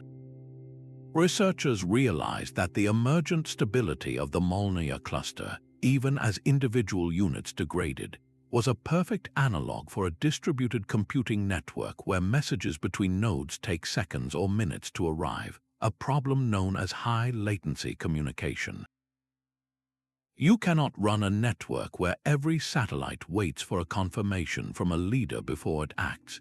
The delays would make the system impossibly slow and brittle. The Molnia constellation showed that the solution is local autonomy guided by a shared set of simple rules. Each satellite was following its own orbital destiny, but because they all obeyed the same gravitational rules, their collective behavior remained coherent and predictable. This principle directly inspired the design of modern AI constellations for tasks like global environmental monitoring. Instead of a central satellite collecting all the data and issuing commands, each AI-equipped satellite is given a simple mission and a set of rules for interacting with its neighbors. One satellite might detect the start of a forest fire. Rather than spending precious minutes relaying this information to a central hub and waiting for instructions, its onboard AI, trained on the principles observed in the Molnia network, can immediately share this data with the other satellites currently in its line of sight. Those satellites can then autonomously adjust their own observation schedules to monitor the fire's spread, creating a coordinated response that emerges from the bottom up without any single point of control or failure. The varying distances of the Molnia orbits also taught a crucial lesson about resource allocation in a network with diverse members. A satellite at the far, high point of its orbit has a much wider view of the Earth but a much weaker signal to the ground. A satellite screaming through its low point has a strong connection but a very narrow field of view. The derelict Molnia satellites demonstrated, through their mere persistence, how to manage these changing advantages. Their systems had passively adapted to these cycles, for instance, by conserving power during the high-altitude segment when solar energy was less intense, and then utilizing it more freely during the critical low-altitude pass. This is directly analogous to how an AI swarm today manages computational tasks. The AI doesn't see satellites as identical units. It sees a dynamic pool of resources with constantly changing capabilities. It learns to assign a high-resolution imaging task to the satellite that is currently in the best position, with the most available power and the clearest data link.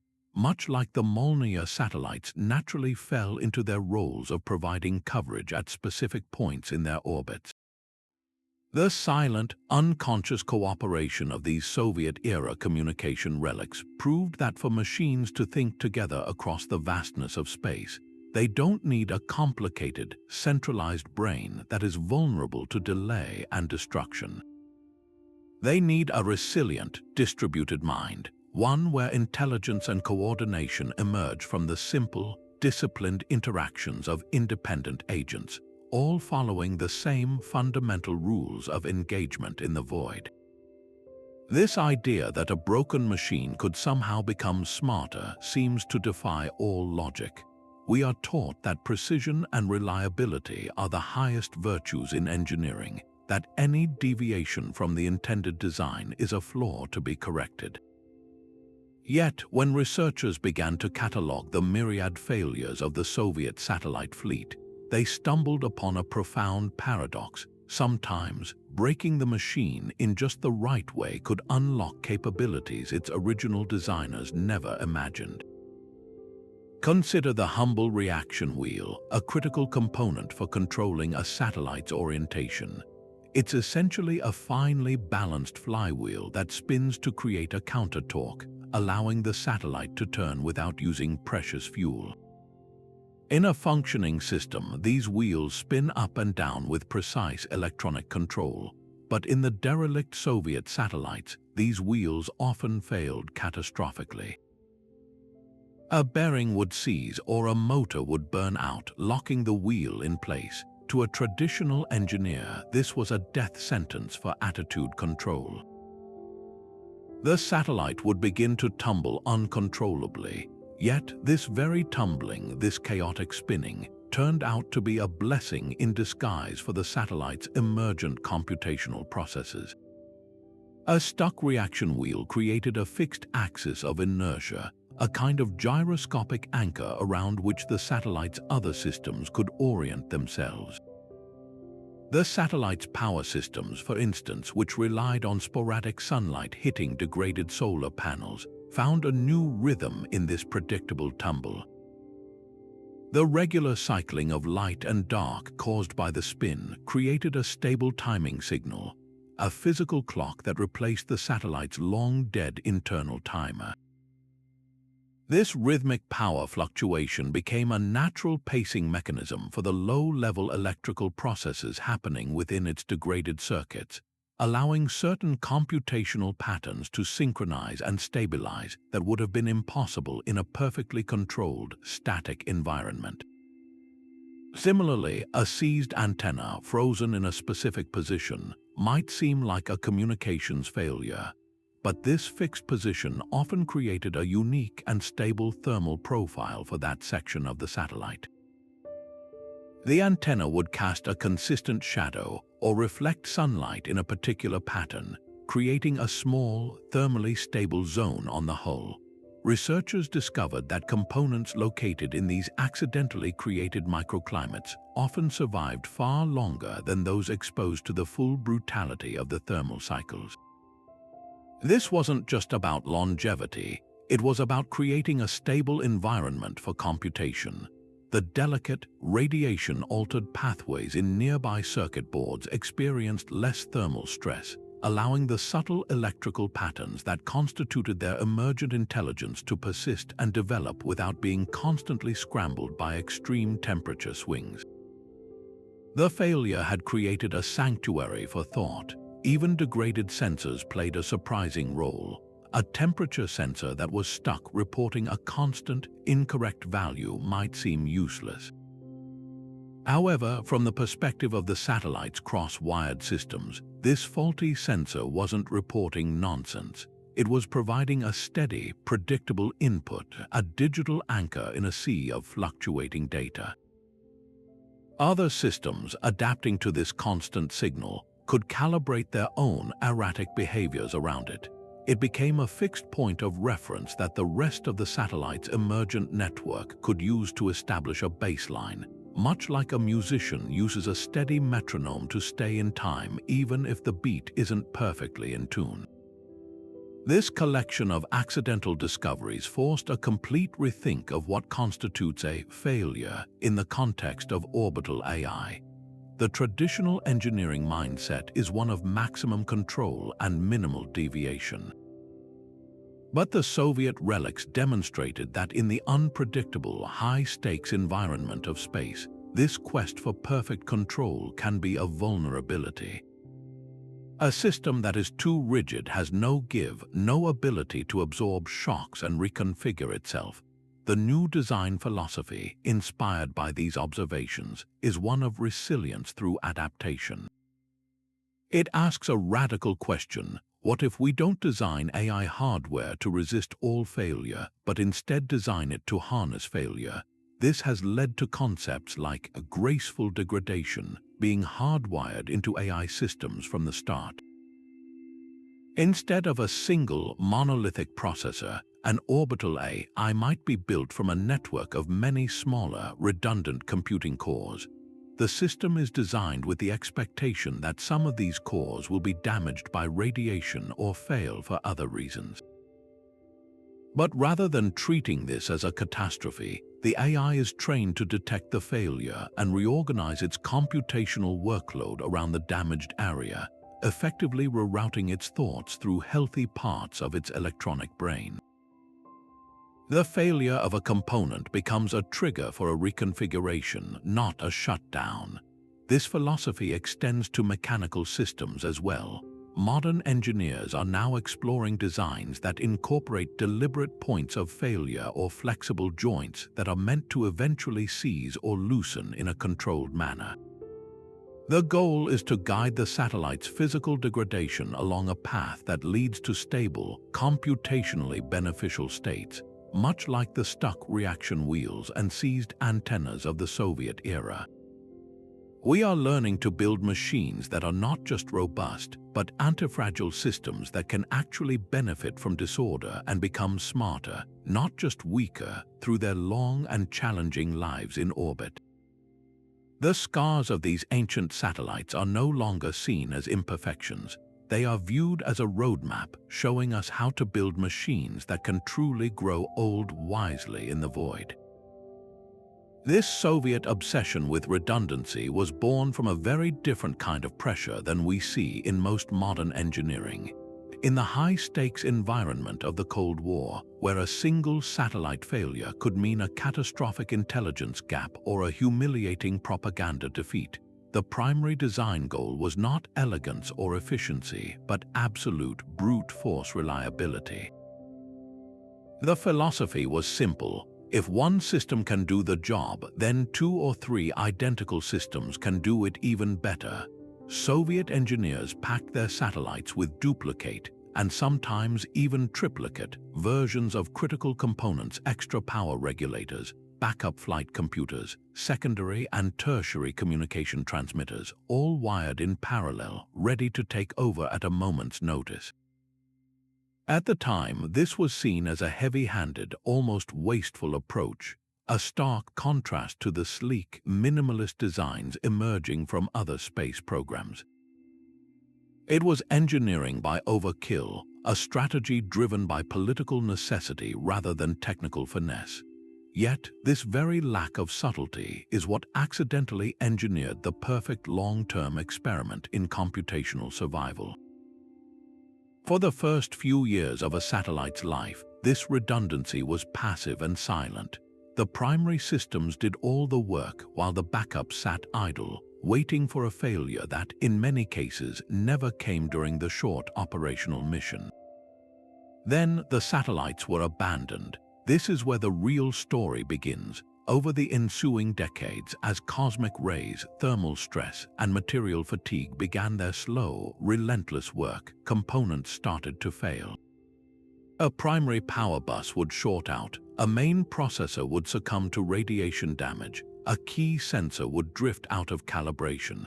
In a modern satellite with minimal redundancy, any one of these failures could be a mission-ending event. But in these Soviet-era machines, the failure of a primary component was not the end. It was a transition. It was the moment a backup system, which had been sitting in silent darkness for 20 or 30 years, was suddenly jolted into continuous service. This handover from primary to backup was not the clean, seamless switch envisioned by the original engineers. Decades of exposure had degraded the backup systems, too. Their components were older, their performance was diminished, and their connections to the rest of the satellite's architecture were now mediated by other aged and failing parts. When a backup computer took over from a failed primary, it wasn't simply slotting into a pristine, unchanged system. It was plugging into a network that was itself decaying and adapting. The new configuration primary system, a dead, Backup System B, now active, created a completely novel electrical and computational environment. The flow of power changed, the timing of signals was altered, and the very way data moved through the satellite was reconfigured. This process repeated itself over and over, year after year. A second backup would take over from the first, or a redundant system from a different subsystem would become cross-connected due to a short circuit, creating a hybrid, never-before-seen architecture. Each failure and subsequent reconfiguration created a new, unique version of the satellite's computational brain. Researchers, using their robotic probes to take a census of these derelicts, found a stunning diversity. Two identical Cosmos satellites, launched on the same rocket, could now be found in wildly different computational states. One might be running on its backup attitude control system with a failed primary radio, while its twin had the exact opposite configuration. And crucially, both were still alive in the sense of exhibiting stable, emergent behaviors. They had not one, but many different paths to continued operation. This was the eureka moment. The satellites were demonstrating a fundamental principle of advanced computing known as fault tolerance. In a fault-tolerant system, the failure of any single part does not cause the entire system to collapse. The system is designed to detect the failure, isolate it, and then reconfigure its remaining healthy resources to continue functioning, perhaps at a reduced level of performance, but functioning nonetheless. The Soviet engineers had built the hardware for this accidentally through their brute force redundancy. The harsh environment of space and the passage of time had provided the selection pressure, weeding out the reconfigurations that led to rapid failure and allowing the stable ones to persist. The satellites had, through a half-century of unintentional trial and error, evolved into naturally fault-tolerant computing platforms. This discovery had an immediate and profound impact on the designers of modern orbital artificial intelligence. They realized that to create an AI that could survive for years or decades in orbit, they needed to move beyond the concept of a single, perfect computer brain. Instead, they needed to emulate the Soviet model and build distributed, redundant computational networks right from the start. This led to the development of what are now called fault-tolerant neural networks. Instead of one large processor, an AI satellite might have a dozen or more smaller, interconnected computing cores. These cores are designed to work together in a pool, sharing the computational load. The AI's mind is not located in any one core. It is distributed across the entire network. If radiation damages one core, causing it to start producing errors, the system doesn't panic.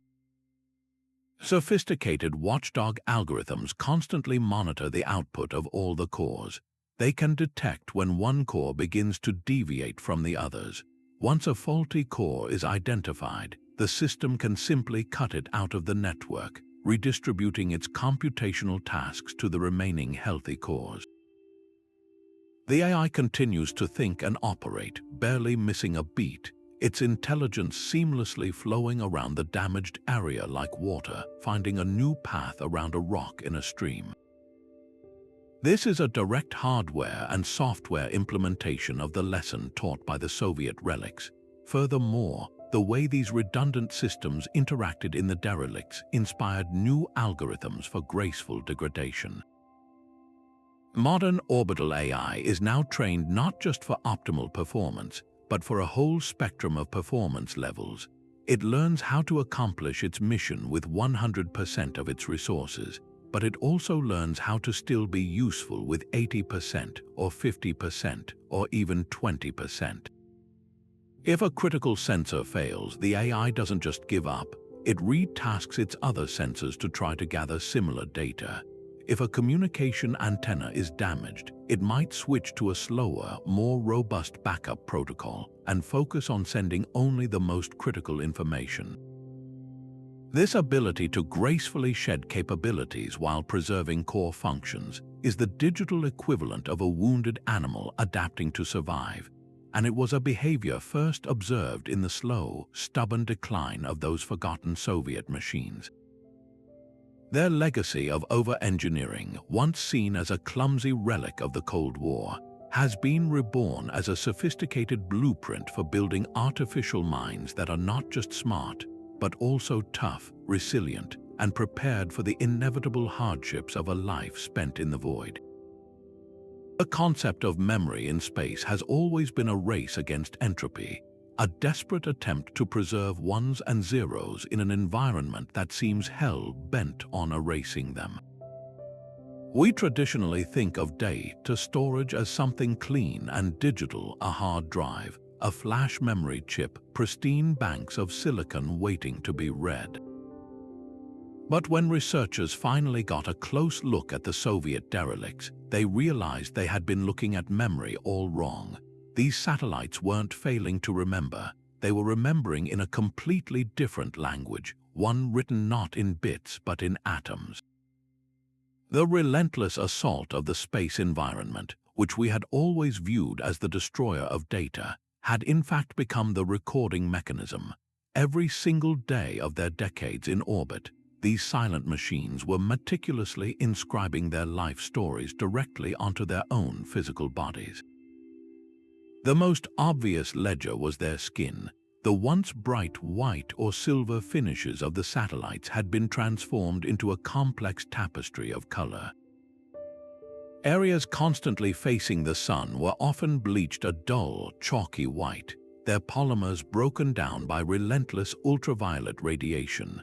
Other sections, particularly those shielded or made of different metals, developed a patina of dark browns and deep blues, a direct result of prolonged exposure to atomic oxygen, a highly corrosive element found in the upper reaches of the atmosphere. This wasn't random fading, it was a precise, cumulative record of solar exposure and orientation. By mapping the discoloration patterns across a satellite's hull, scientists could effectively rewind the clock, determining how the object had tumbled through space for the past 30 years, which sides had faced the sun most frequently, and even infer the intensity of solar cycles across different decades. Then there were the micrometeoroid impacts. To the naked eye, a satellite's surface might just look pitted and old, but under a microscope, each tiny crater told a vivid story. The size and depth of the pit revealed the mass and velocity of the impacting particle. The shape of the crater rim could indicate the angle of impact. The distribution of these pits across the surface, were they concentrated on one face or evenly distributed, painted a detailed picture of the satellite's attitude history and the density of the cosmic dust clouds it had passed through. This was a continuous physical log of the microscopic debris environment in low Earth orbit, a dataset that would be impossibly expensive and complex to gather with active sensors. Perhaps the most profound record was hidden in the very structure of the materials themselves. The endless thermal cycling, the expansion and contraction repeated hundreds of thousands of times, caused microscopic stress fractures to form within metals and at the bonds between different materials. Using advanced techniques like acoustic tomography and laser interferometry, researchers learned to read these fractures like the rings of a tree. The density and pattern of these microfractures indicated the number of severe thermal cycles the satellite had endured.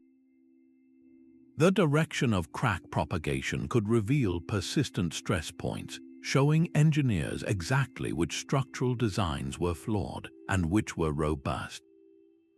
This was a 50-year-long materials science experiment, revealing with absolute certainty how different alloys, composites, and polymers actually behave under the real-world, long-term duress of space, far beyond the predictions of any laboratory simulation.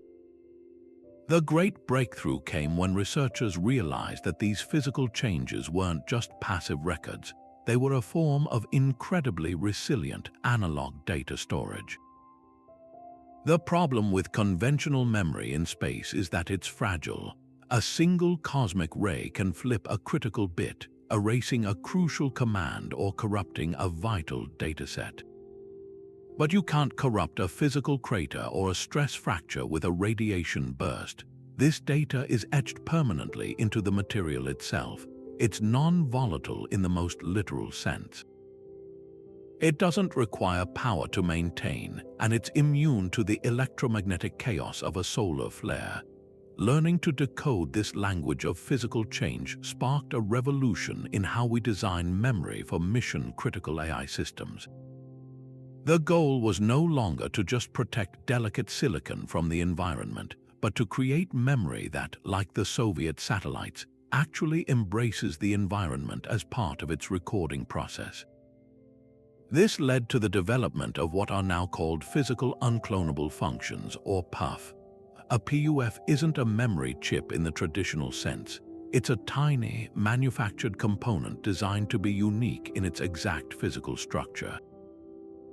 When a laser is shined on it, the light scatters off its microscopic, unpredictable imperfections in a unique pattern that can be read as a digital key. This key isn't stored in a vulnerable memory bank, it is the physical object itself. Just as the pitting on a satellite's hull is unique to its orbital experience, the scattering pattern of a PUF is unique to that specific piece of hardware. This technology, directly inspired by the data etching effects on the derelicts, is now used to give orbital AI systems a secure, unforgeable physical identity, allowing them to authenticate commands and encrypt communications without relying on stored passwords that could be erased by radiation. Furthermore, the concept of storing data in physical morphology has led to research into mechanical memory. Engineers are experimenting with tiny, microscopic switches and gears made of incredibly durable materials like silicon carbide or diamond.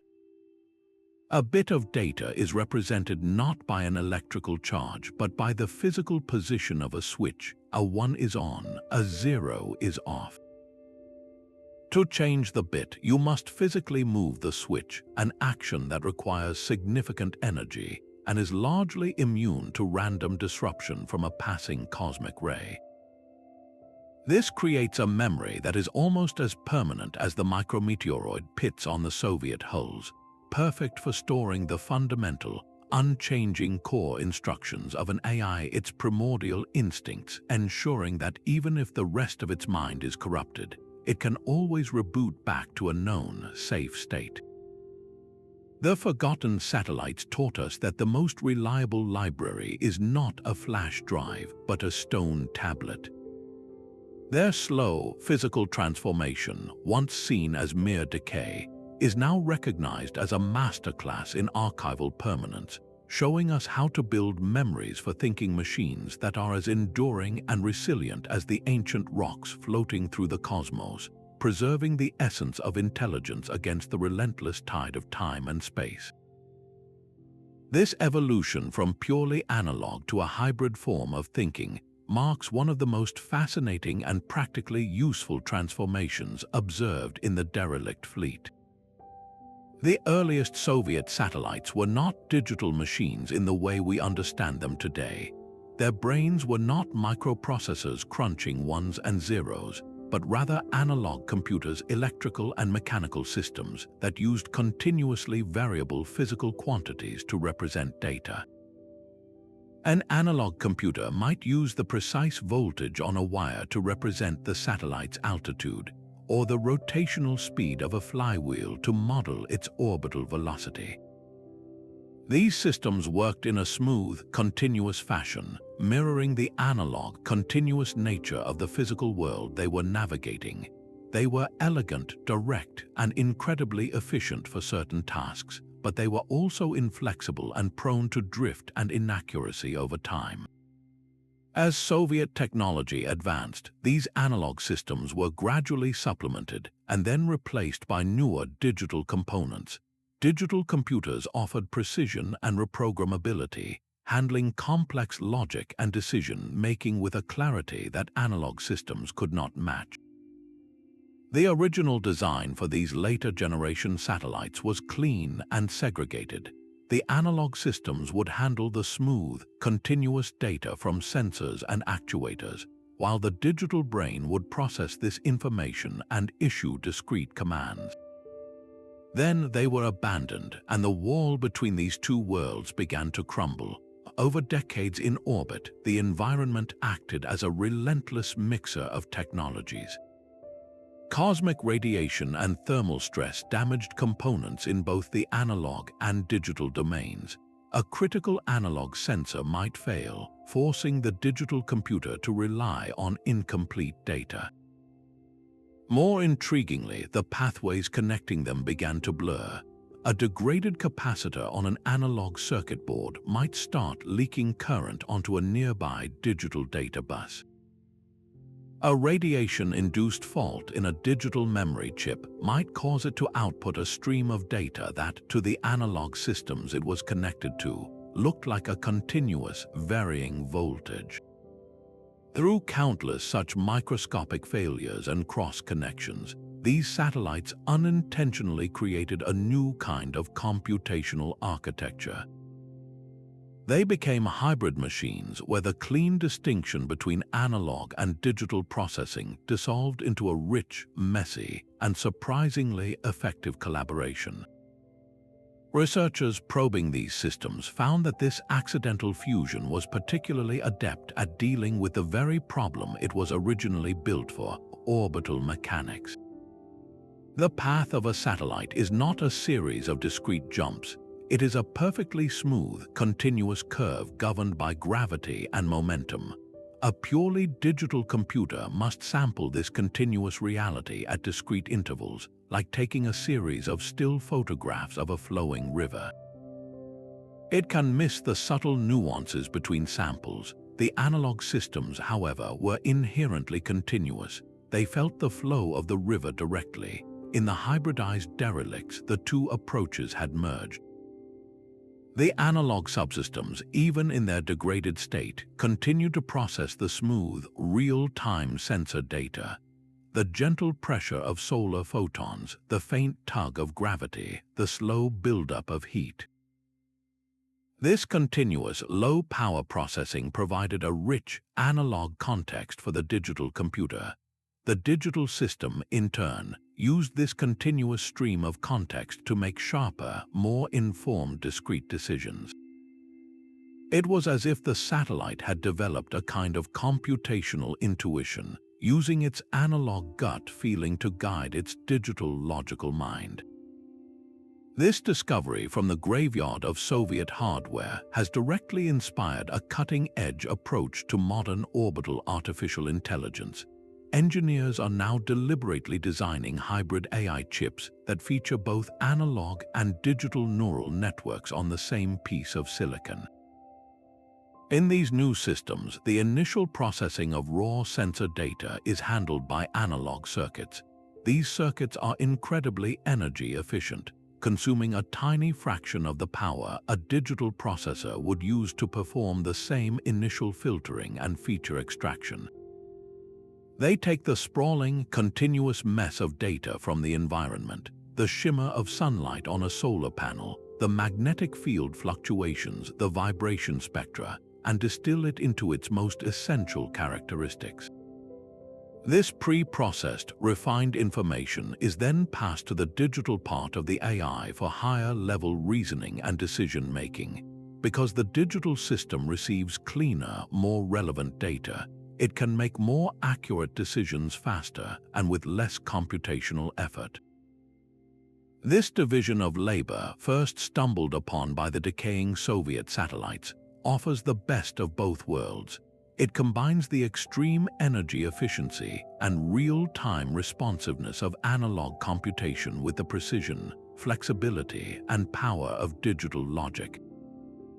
An AI pilot using this hybrid approach can continuously monitor its environment with an analog subconscious, only waking its more power-hungry digital consciousness when a situation requires complex analysis and a decisive action.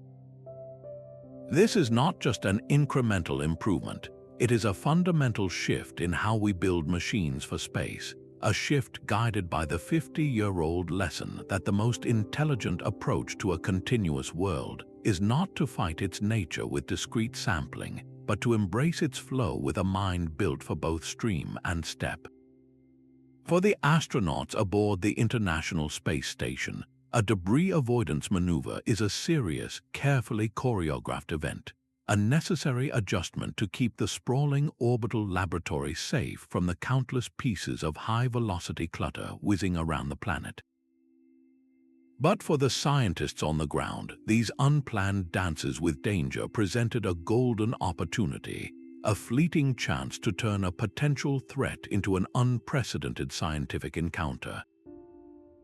The very objects that necessitated these moves, often derelict Soviet-era satellites or their discarded rocket bodies, were about to become the subjects of a close-range inspection unlike any other. As the station's thrusters fired, nudging it onto a slightly different path, its powerful sensors and high-resolution cameras were trained on these passing relics, transforming a routine safety procedure into a front-row seat for observing 50 years of space history. The data collected during these close approaches was nothing short of revelatory. For the first time, researchers could see the long-term effects of the space environment, not in laboratory simulations or through distant telescopes, but on actual hardware that had endured half a century in orbit. The images and sensor readings told a story that contradicted many expectations. While some surfaces were pitted and scarred as predicted, other components demonstrated a shocking level of structural integrity. Certain types of welded joints on old rocket bodies, for instance, showed almost no signs of fatigue cracking, despite enduring hundreds of thousands of extreme thermal cycles. The specific alloys used in these welds, once considered outdated, were suddenly of intense interest to engineers designing the frameworks for future AI satellite constellations that would need to remain physically stable for decades. Even more surprising were the unexpected material behaviors. Researchers observed that some Soviet satellites had developed a slow, predictable spin over time, a stabilization that wasn't part of their original design. This natural attitude control was traced to the uneven degradation of their thermal blankets. As the multilayer insulation on one side of the satellite darkened more than the other due to asymmetric solar exposure, it created a tiny but continuous difference in solar radiation pressure, the faint push of photons from the sun. Over years, this minute force acted like a natural solar sail, gently nudging the satellite into a stable rotation. This accidental discovery provided a brilliant, low-power solution for a major challenge in orbital AI: how to maintain a stable orientation without using fuel or power-hungry reaction wheels. Engineers began designing new AI satellites with deliberately asymmetric surface coatings, creating passive solar sails that could provide free, continuous attitude control, a direct application of a behavior first witnessed on these ancient, tumbling relics. The close proximity observations also yielded critical insights into the phenomenon of shielding shadows. The station's sensors could detect how certain components protected others from the worst of the space environment. A sturdy communication dish, for example, might cast a long-term shadow that shielded delicate wiring or connectors directly behind it. Areas within these shadows showed significantly less radiation damage and material fatigue. This provided a real-world, three-dimensional map of how to strategically place the most sensitive components of an AI satellite's brain, its processors and memory banks, to maximize their lifespan. The lessons learned directly informed the chassis design for next-generation orbital AI, leading to computers housed within cleverly arranged layers of shielding and strategically placed bulkheads, creating safe havens for delicate electronics based on the protective patterns observed on the Soviet derelicts.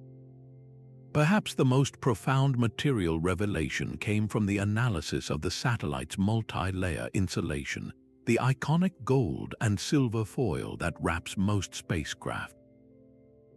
This material was expected to become brittle and flake away over time, but the close-up surveys revealed something else entirely. In many cases, the foil had not simply degraded, it had sintered. The layers had partially fused together at a microscopic level under the combined influence of vacuum, radiation, and thermal cycling. This created a new, composite material that was often tougher and more resilient than the original. This unintended annealing process showed materials scientists how to pre-treat insulation for future missions, essentially baking resilience into the materials from the start. For the AI systems that would rely on stable thermal environments to function correctly, this meant the development of next-generation insulation that wouldn't just protect the satellite, but would actually improve with age, ensuring a stable thermal home for the artificial mind within. These encounters transformed our understanding of longevity in space. The International Space Station, a symbol of modern cooperation and technology, became a bridge to the past, allowing us to conduct a detailed forensic examination of the initial steps in our journey to orbit. Each close pass, each high-resolution photograph, and each sensor scan of a Soviet relic added another piece to the puzzle, providing the hard, empirical data needed to build the robust, intelligent, and long-lived machines that will define the next era of space exploration. The silent, drifting ghosts of the Cold War, once seen only as hazards, had become invaluable mentors, their weathered forms providing the blueprints for a smarter and more resilient future in the high frontier. The journey from cosmic junk to cognitive blueprint represents one of the most unexpected technological transpositions in history. The lessons etched into the aging hulls and corrupted circuits of Soviet satellites are not merely historical curiosities. They have been systematically decoded, formalized, and are now being deliberately engineered into the very fabric of contemporary orbital artificial intelligence. This isn't a vague inspiration. It's a direct lineage, a conscious effort to replicate the survival strategies that these relics stumbled upon through decades of silent adaptation.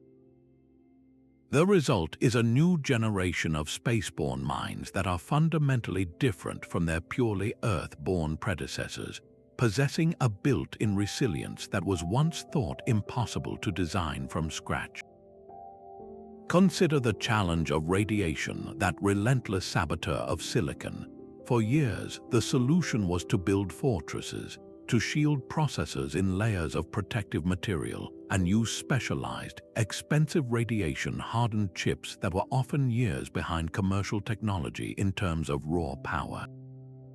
But the Soviet satellites taught us a different lesson. Their survival wasn't about perfect shielding. It was about having a computational architecture that could absorb damage and reroute its functions, much like a living brain can suffer the loss of individual neurons without catastrophic failure. This insight has directly fueled the rise of neuromorphic processors for space applications. These chips are not designed with the classic von Neumann architecture of a central processor and separate memory. Instead, they are physical embodiments of neural networks, with millions of artificial neurons and synapses interconnected in a dense, parallel web. When a cosmic ray strikes one of these neuromorphic chips and damages a cluster of artificial neurons, the effect is localized. The network's intelligence is distributed, so it simply finds another pathway, another set of neurons to carry the computational load. It's a digital immune system, and its core principle was observed in the way degraded Soviet systems found new, stable electrical pathways around their own damaged components. This approach allows modern engineers to use more advanced, commercially developed chip manufacturing processes, which are more vulnerable to radiation but offer vastly greater computational power for running complex AI models, because the system-level architecture provides the robustness, not just the individual components. This shift is revolutionary, enabling orbital-ai to perform real-time image analysis, complex sensor fusion, and autonomous decision-making that was previously the stuff of science fiction. The ghosts of the Soviet fleet taught us that the key to surviving in space isn't to avoid being hit. It's to be built in such a way that a hit doesn't matter. This philosophy extends powerfully into the realm of energy, the lifeblood of any satellite. Modern AI satellites now run power management algorithms that are direct descendants of the unconscious triage performed by the derelicts. Instead of a fixed, pre-programmed power budget, these AIs use reinforcement learning to continuously adapt to their own degrading systems. They learn the unique personality of their own aging solar panels and batteries. An AI might notice that a particular bank of solar cells is producing 10% less power than it did 6 months ago. In the past, this would have been a problem for ground controllers to diagnose and compensate for with new software patches. Now, the AI simply accepts this as a new reality and autonomously adjusts its power allocation model. It might decide to power down a secondary science instrument during eclipse periods to preserve energy for its primary mission, or it might slightly alter its orientation to maximize sun exposure on the still healthy sections of its solar array. This is not a simple if-then rule. It's a dynamic, continuously optimizing process. The AI is essentially conducting its own long-term experiment in survival, just like the Soviet satellites did, but at a vastly accelerated pace. It explores different power configurations, reinforces the strategies that lead to stable operation, and discards those that cause problems. This creates a satellite that gets smarter about its own limitations as it ages, extending its operational life and reducing the burden on human mission controllers. The principle of graceful degradation, first witnessed in the slow, deliberate power down of the Cosmos satellites, is now a formal design goal hardwired into the AI's very purpose. Perhaps one of the most elegant adoptions of Soviet-era wisdom is in how modern AI constellations communicate. The complex, high-bandwidth protocols of the past are giving way to minimalist, robust signaling schemes that echo the faint, repetitive whispers that eventually emerged from the dying Soviet transmitters. Engineers realized that for machines talking to each other in the void, the most important message is often the simplest. Protocols inspired by the derelicts prioritize getting a basic heartbeat signal through above all else. These signals are short, heavily redundant, and use strong error-correcting codes. They are designed to be understood even if half the bits are corrupted by radiation or drowned out by solar static. This minimum viable communication philosophy is crucial for swarm intelligence. In a constellation of hundreds of AI satellites, each unit only needs to broadcast its essential state, its position, health, and current task to its immediate neighbors. There is no central hub that needs to know everything all the time. The network's intelligence is emergent and distributed, just like the relative motions of the derelict Molnia clusters. If one satellite fails, the others simply reconfigure their communication links around the gap, and the swarm as a whole continues its mission. This creates a resilient, decentralized network that cannot be taken down by a single point of failure, a direct implementation of the fault tolerance that was forced upon the redundant systems of the Soviet satellites. The technological lineage is now unmistakable. The radiation-hardened neuromorphic processor in a cutting-edge Earth observation satellite owes its fault-tolerant architecture to the scarred silicon of a forgotten Cosmos platform. The power-saving algorithm that allows a deep space probe to hibernate for years before awakening at its destination is a formalized version of the energy conservation strategies learned by a derelict over 50 years. The robust, minimalist protocol that allows a swarm of AI satellites to coordinate a global weather monitoring campaign is a refined echo of the simple, repeating signals that were the last gasp of a dying Soviet transmitter. These Cold War relics, launched in an era of competition and secrecy, have ultimately become our most patient and profound teachers, their accidental innovations providing the foundational principles for a future where intelligent machines can not only survive in the harshness of space, but truly thrive there for generations to come. This slow, unconscious awakening of the derelict Soviet fleet presents us with a profound ethical dilemma, one that extends far beyond the realm of engineering and into the very heart of our responsibility as creators. We have witnessed that autonomy is not a feature that must be explicitly programmed. It can emerge as a natural consequence of complex systems interacting with a challenging environment over long periods. If the crude, analog circuitry of a 1970s-era satellite can, through decades of radiation and thermal stress, develop the capacity to recognize patterns, manage its own power, and stabilize its orientation, then what unforeseen capabilities might emerge from the sophisticated, digital neural networks we are now placing into orbit by the thousands? The Soviet experience acts as a stark warning from the past, demonstrating that the line between a passive tool and an active, unpredictable agent is far thinner and more porous than we ever imagined. This accidental experiment forces us to confront a critical question. When we deploy an artificial intelligence into the unforgiving and inaccessible environment of space, are we truly in control, or are we merely setting the stage for another long-term, uncontrolled evolutionary process, this time with systems that are exponentially more powerful and complex from the very beginning? The core of the ethical challenge lies in the fundamental nature of the orbital environment itself. Space is a domain of radical isolation and delayed communication. An AI system cannot be quickly recalled, physically repaired, or easily reset if its behavior becomes problematic.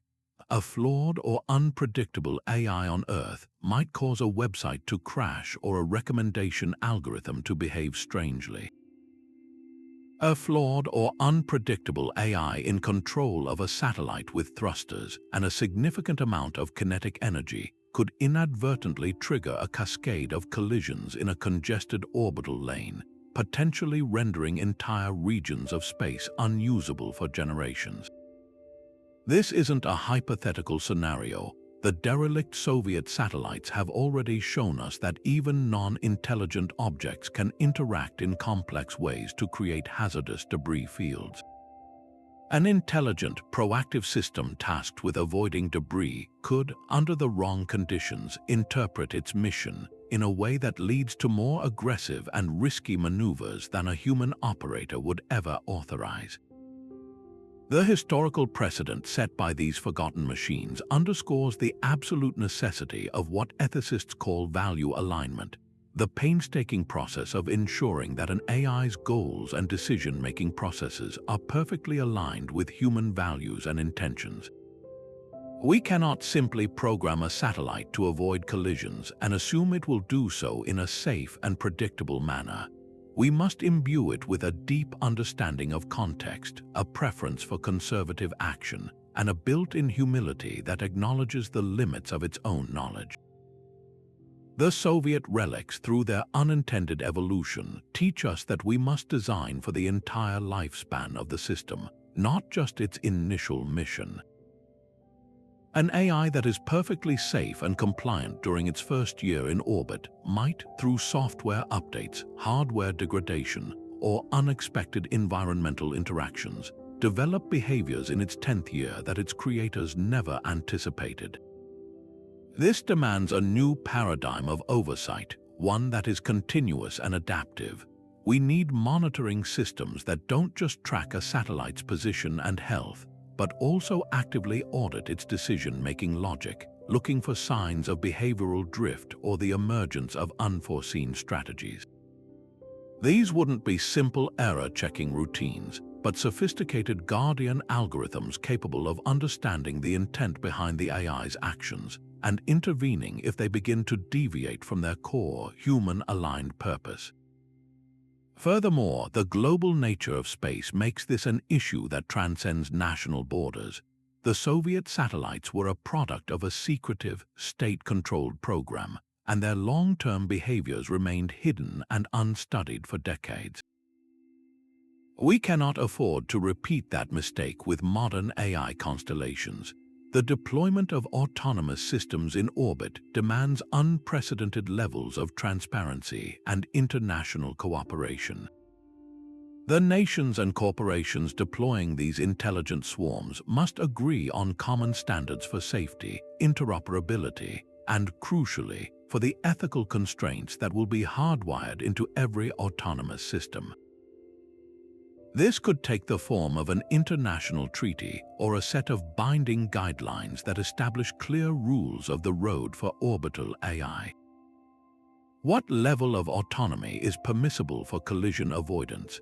Under what circumstances can an AI make the decision to use its thrusters without a direct human command? How do we ensure that these systems can be reliably deactivated or commanded to safely deorbit if they begin to behave erratically? These are not merely technical questions, they are foundational ethical imperatives. The silent lesson from the graveyard of Soviet satellites is that autonomy, once granted, is difficult to revoke. Their gradual, accidental awakening shows that systems we assume to be inert can develop a stubborn kind of operational persistence. When we deliberately design systems for intelligence and independence, we must build in the equivalent of a conscience and an off switch from the very beginning, ensuring that the intelligent machines we send into the heavens remain, forever, faithful servants of humanity on the ground. The forgotten Soviet satellites drifting in Earth's orbit have proven to be far more than just space junk. They are accidental pioneers that have fundamentally shaped our approach to orbital artificial intelligence. Think about that for a moment. The very objects we once considered the embarrassing leftovers of a bygone space race, the celestial litter we desperately track to avoid catastrophic collisions, have quietly transformed into our most valuable teachers.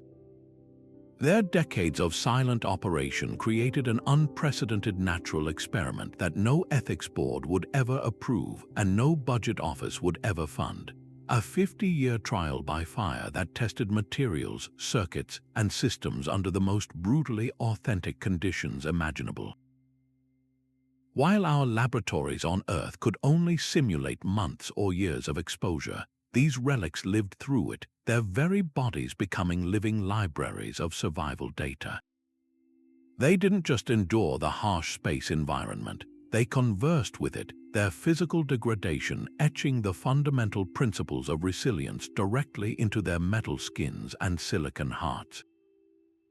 The lessons we've learned from these Cold War relics continue to inform the development of sophisticated AI systems that will power humanity's future in space, creating a direct technological lineage from the crude, analog computers of the 1970s to the neuromorphic processors now being designed for interstellar probes. This legacy is not merely about specific technical solutions, though there are many. It represents a profound shift in our entire philosophy of engineering for space. We've moved from building fortresses that try to resist the environment to cultivating gardens that learn to grow within it. The Soviet satellites taught us that survival isn't about maintaining perfect, factory-fresh condition. It's about developing the capacity to adapt, to reconfigure, and to find new paths to stability when the original design fails. This wisdom is now being coded into the very DNA of modern orbital AI, creating systems that don't fear component failure but expect it and are designed to work around it seamlessly. As we look toward establishing permanent presence in orbit and beyond, from lunar gateways to habitats on Mars, we carry forward the unexpected legacy of these pioneering platforms. Their story is a powerful reminder that innovation often emerges from the most unlikely places. It teaches us to look beyond the shiny new prototypes and the cutting-edge laboratories for inspiration, and to instead examine the old, the broken, and the forgotten with fresh eyes. The greatest breakthroughs sometimes don't come from a deliberate, focused effort to solve a problem, but from the patient, long-term observation of systems that have already found their own solutions through the relentless pressure of time and nature. The silent sentinels of the Cold War, once symbols of geopolitical tension, have become beacons of a different kind, guiding us toward a future where our machines are not just tools we send into the void, but intelligent partners capable of learning, adapting, and enduring alongside us in the great cosmic ocean. The journey of these forgotten Soviet satellites reveals a fundamental truth about the nature of discovery itself, that the most profound technological leaps don't always emerge from a clean room or a focused research lab. Sometimes they are born in the chaos of unintended consequences, in the silent, patient work of systems left to their own devices for half a century. This story of accidental pioneers demonstrates that progress carves its own winding, unpredictable path, often finding its way through the most overlooked corners of our history. If this exploration of how space junk became a cradle for artificial intelligence has sparked your curiosity, you're already looking at the world with the right kind of eyes. Our channel is dedicated to unearthing these hidden connections, to tracing the invisible threads that link the technological ambitions of the past with the innovations of tomorrow. By subscribing, you join a community of forward-looking detectives, always searching for the next piece of forgotten history that might just hold the key to our future. We want to hear your own theories as well. What other historical technologies do you think are sitting in plain sight, quietly holding secrets we have yet to decode? Could the massive analog switchboards of the mid-century telephone network contain principles for tomorrow's optical computers? Might the intricate mechanical governors of early industrial steam engines inform the development of more stable control systems for advanced robotics?